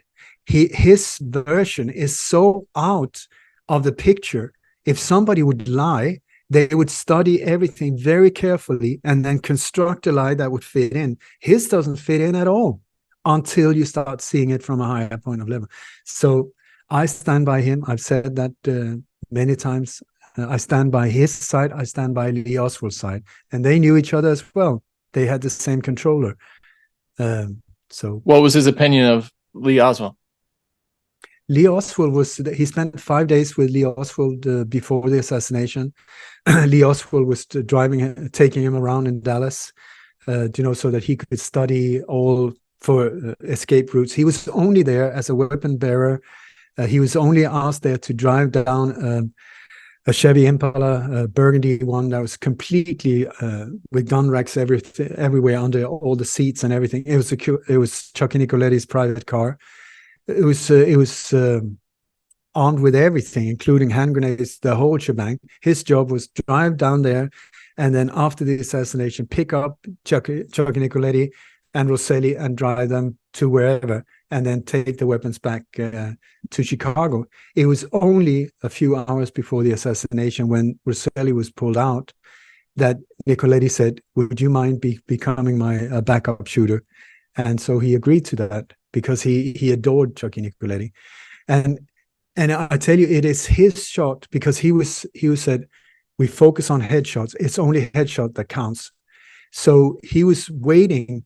When the shot started being fired, he didn't count 1, 2, 3, 4. He counted miss, miss, miss, miss. And then he waited until the very last second where he thought that he had a chance to do the job. And so he fired, and he had this very, very explosive ammo that completely blew the head of Kennedy. Had he not fired that shot, the official narrative would have been so much harder to criticize, or I think maybe we wouldn't have looked into it. Maybe we would have bought into the official story. It's only the shot coming from the wrong direction. That is the thing that makes them have to suddenly kidnap the body, multiple autopsy, manipulate the photos, manipulate the autopsy, steal the brain, dump the body out at sea. Kennedy he's not buried at Arlington. He was dumped out over the Atlantic Ocean, not far from Mary's, whatever it's called, not far from where the Kennedys are, in a concrete casket with 16 inches hole so that he would sink down. All of the reason for that was that nobody would ever look into, because there was actually the guy that made the first steps with James Files to come to a point where he would admit his involvement, was the guy that legally was in the process of exhuming the body of JFK to show the damages. And then he died. And it was also, he died on a mysterious circumstances, which was another reason why Files, for the widow of him, and also for him as a friend, he decided to step up and step forward. What do you say to he knew those? he was a patsy? Oh, my bad. My bad. Go ahead. No, Johnny. go ahead. Go ahead. I was asking, So- do you think he knew he was a patsy? Lee Oswald? Yeah. Yeah, for sure. He knew that from the 29th of July. He was aware that he was being set up. He was part of working with these guys. They were in the whole process of taking out Fidel Castro for a long time with biowarfare. He was involved in New Orleans with Dr. Mary Sherman and with Judith Berry Baker and Jack Ruby, Dave Ferry. All of these people were, Clay Shaw as well, were involved in creating this bioweapon against Fidel Castro. And then suddenly JFK became the major problem. So they changed the cannon aiming at Castro, and they used the exact same people against JFK. And it was at that point where I believe that David Atlee Phillips, other gray wolves in the CIA, were looking for the perfect patsy that they could control. And with Oswald's background in Russia, with his back, that was the thing that nailed his coffin, that he was so easy to paint out as a commie. And so he would be the perfect one to go down. That otherwise we would never have heard about Oswald had he not been to Russia. So people that are trying to connect the assassination with Russia, I think they're completely not correct. I think that once we see that after he came back from Russia, they started targeting, saying, well, this one, he would be a good one. I think he was one of multiple patsies that was being prepared. Should one fail, they would have another one, they would have another. That's also where there's multiple Oswalds going on. But also, that's when we start seeing him being moved into operations where he pretends to be a communist, where he was handing out the free fair play for Cuba, being filmed on TV, being interviewed on TV. That is painting him black as a patsy, So he was being targeted there. And then in the end of July, he spoke to his mistress, a close friend of mine as well, Judith Berry Baker. And he said, I'm a patsy, I'm a patsy. And so, yeah. What do you say to people now, like our own Booker Mark, who think that JFK staged his own assassination, or people staged his assassination, and that what we saw were squibs and a bunch of advanced effects? He actually did not die that day. The Zapruder films of production. What do you say to that? I will finish this interview by saying, if so, 43 years of my life has been in complete vain, because I found nothing of that. I found so much of the rest. I've been all over the world. I've been tracking. I'm a close friend to many of the key people. I'm a friend of E. Howard Hunt's son. I'm a friend of Chauncey Holt's daughter. I'm a friend of Lee Harvey Oswald's mistress. I'm a friend of the Babushka lady. I was a friend of Jim Morris. I'm a friend of John Barber. I mean, I'm as close as you can get with people still alive. I'm becoming friends with James Files. That whole thing, well, then you have to look away from everything else. Everything. Is that on your radar? Are you familiar with that theory? Have you heard about that? Yeah, I've heard it for years. And yes, and the body double with JD Tippett. And exactly. Let's do another show, because I'm sorry, I have another show coming here, so I need to shoot off. But of course. All right. Great spending time. Ole, thank you so much. One more time, tell them where they can find you. lightonconspiracies.com.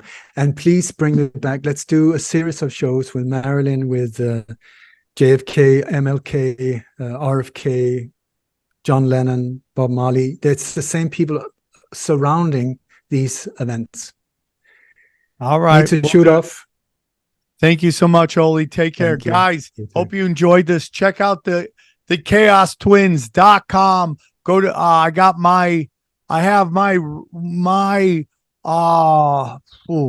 the revival is tonight. The revival is tonight. When is this dropping, Johnny? Thanksgiving, or is it Friday? We'll have to talk about that. It depends on you, buddy. Okay. So either tomorrow night or tonight. I'd say Friday's probably better. I'm in El Monte on 12/16. I got so many shows to go. We'll see. Who knows? Magic time. Make it happen. This is the best. Enjoy. the highlights. We appreciate you. Hope you enjoyed the show. Here's a clip from the latest Broken Sim.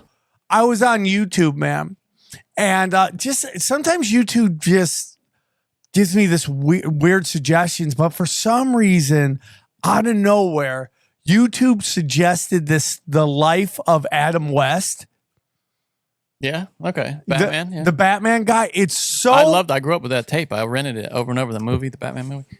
It's so crazy. One, do you know that thing only went 2 years? Yeah. Like how big culturally it was, and it only ran 2 years. It's like Star Trek, and it had gotten picked up for another year by another studio. But I think CBS had it before, and they just destroyed the studio.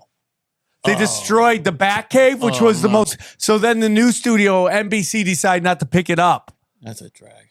But Adam West, they made those movies, a couple of movies, right? Didn't they? With that cast? I don't know, but I guess he got typecasted really bad. You listen to his story, like at first, this guy just started everything. Just started like if you listen to if you look how he looks and you hear his voice, he's Great destined. Voice. Destined. The best voice, yeah. Destined.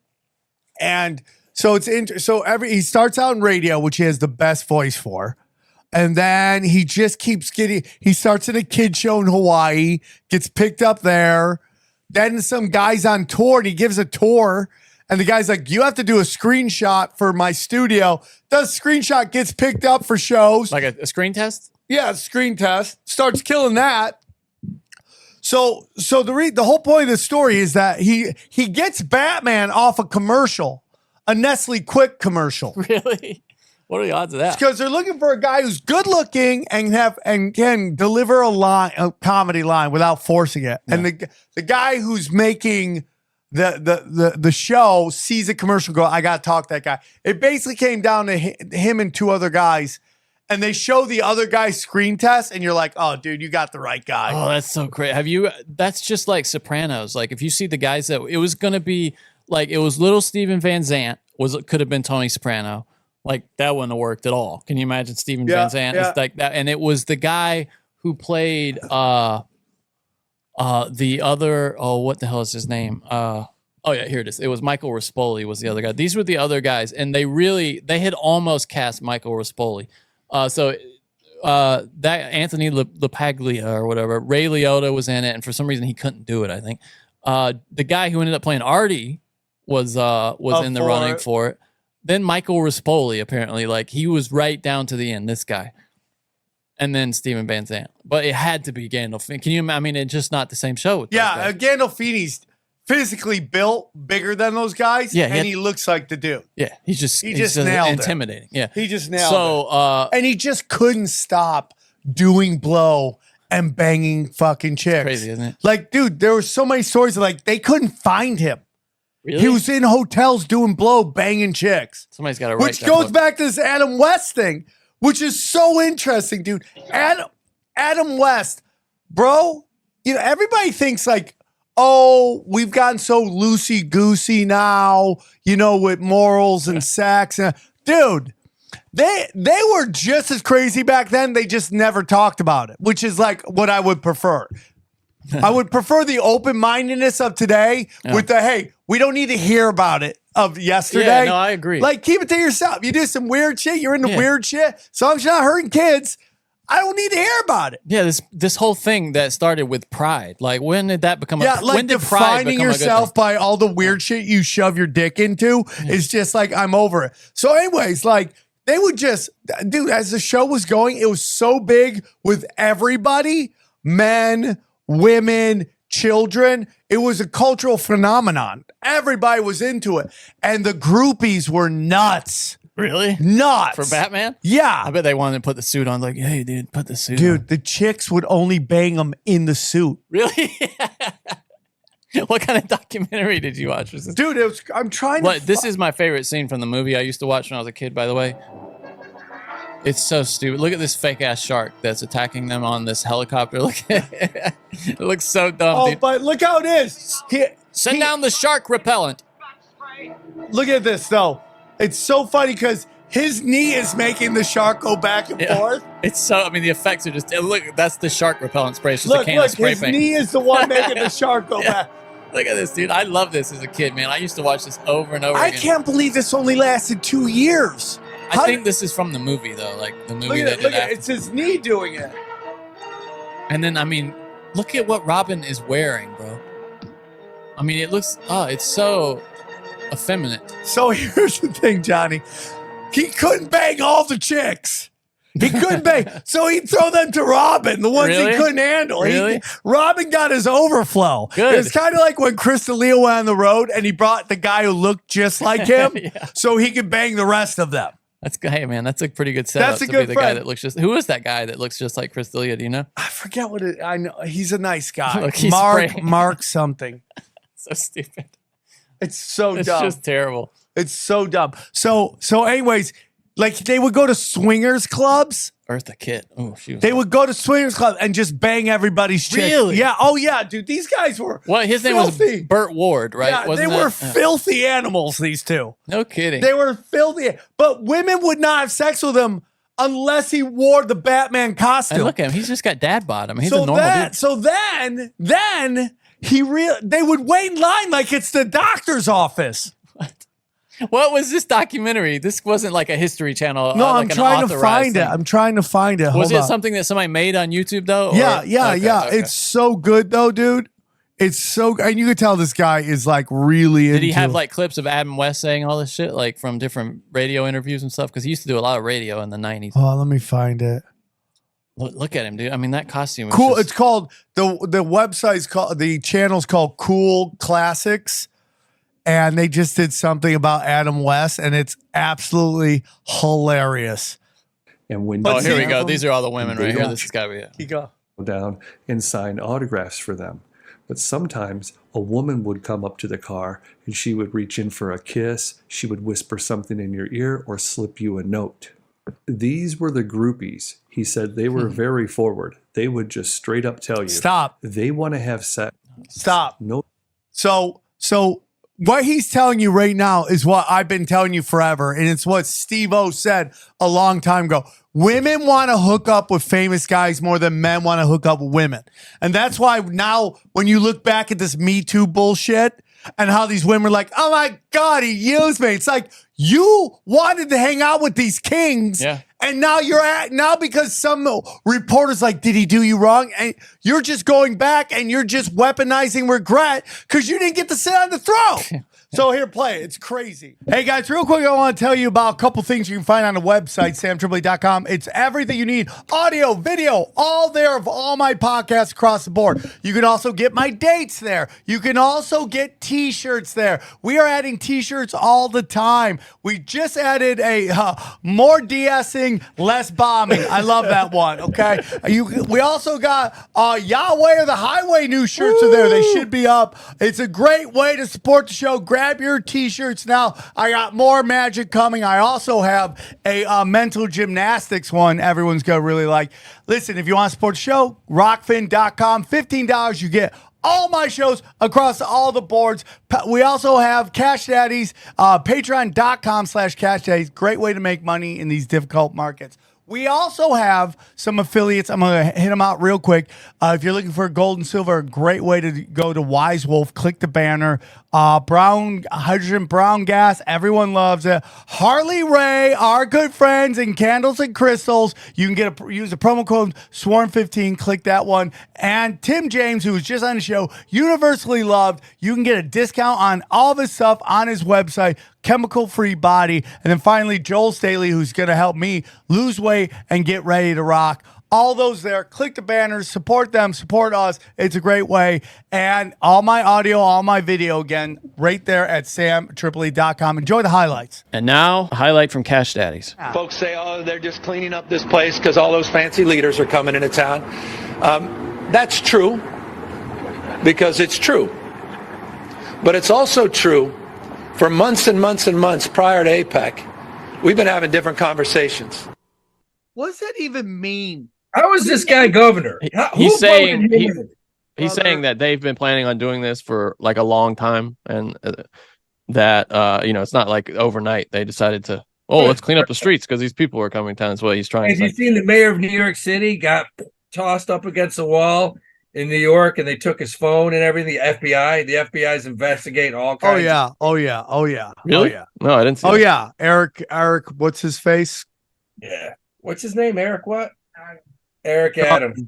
Oh, Adams. Yeah, they took his phone, took all, and they're investigating the shit on him. They think. I thought you meant man. street people. Yeah, I saw the FBI raided his place or something. Like they took a bunch of his data. I didn't see. There's video of him getting like arrested or. No, I think how he was being dramatic there. They didn't throw him against the wall. But they did grab him on the street. They took all of his devices. All right.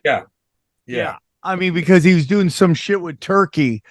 And Turkey isn't exactly our friends right now. But it's like fundraising stuff, right? Yeah, but the question becomes again, what we should be asking about Gavin Newsom, like, what are you doing with these guys, and for what are you getting in exchange? I'd love to do that because he's a crooked bastard. Dude, I mean, has anyone been a bigger letdown than that mayor? Like, what a piece of shit. No, I wouldn't say that, Sam, because he was left. He was left the worst pile of dog shit. That by the time he walked in, this city was on fire. By the way, guys, Bill de Blasio took 8 years and just ran it right into the ground. So, and I can tell you that meeting is called APEC. It's the Asia Pacific Economic Corporation. Is what they're cleaning up for. The chairperson of the cooperation, I guess, is Joe Biden. And it's just it involves all the governments in the Pacific Rim, basically every government that borders the Pacific is a member, it looks like. And it's about economic cooperation. So that's what. So it's not. I guess it's not just Newsom that's meeting. It's all these leaders from around the world. Oh shit. Oh well. Well, shit. That's that sucks. You guys have him as he's probably the worst governor in the country, I'd say. Oh, he's the biggest scumbag as governor, I would say for that. The guy's but he's weirdly kind of transparent though, you know what I mean? It's easy to see what he's up to. If you know what I mean? Like it's obvious that he's a scumbag. And I think if the Democrats run him, they're doomed because of that. I mean, I can't imagine him playing in the South. And you got to win the South if you want to be president, and he just has no chance. So anyway, I agree. What are you looking at this week, Howie, for these guys? I'm looking at 2 stocks, man, to jump in. And a third. I'm looking at John Deere time. I'm looking to get back in and get some John Deere if we can have a little sell off. And also, I'm looking at Home Depot, man. I like Home Depot. We go deep, homeboy. Aaron, open your mind. Drink from the fountain of knowledge. There's lizard people everywhere. That's some interdimensional shit. Wake up, Aaron. This is only the beginning. Dude, you just blew my mind. It is so hilarious to me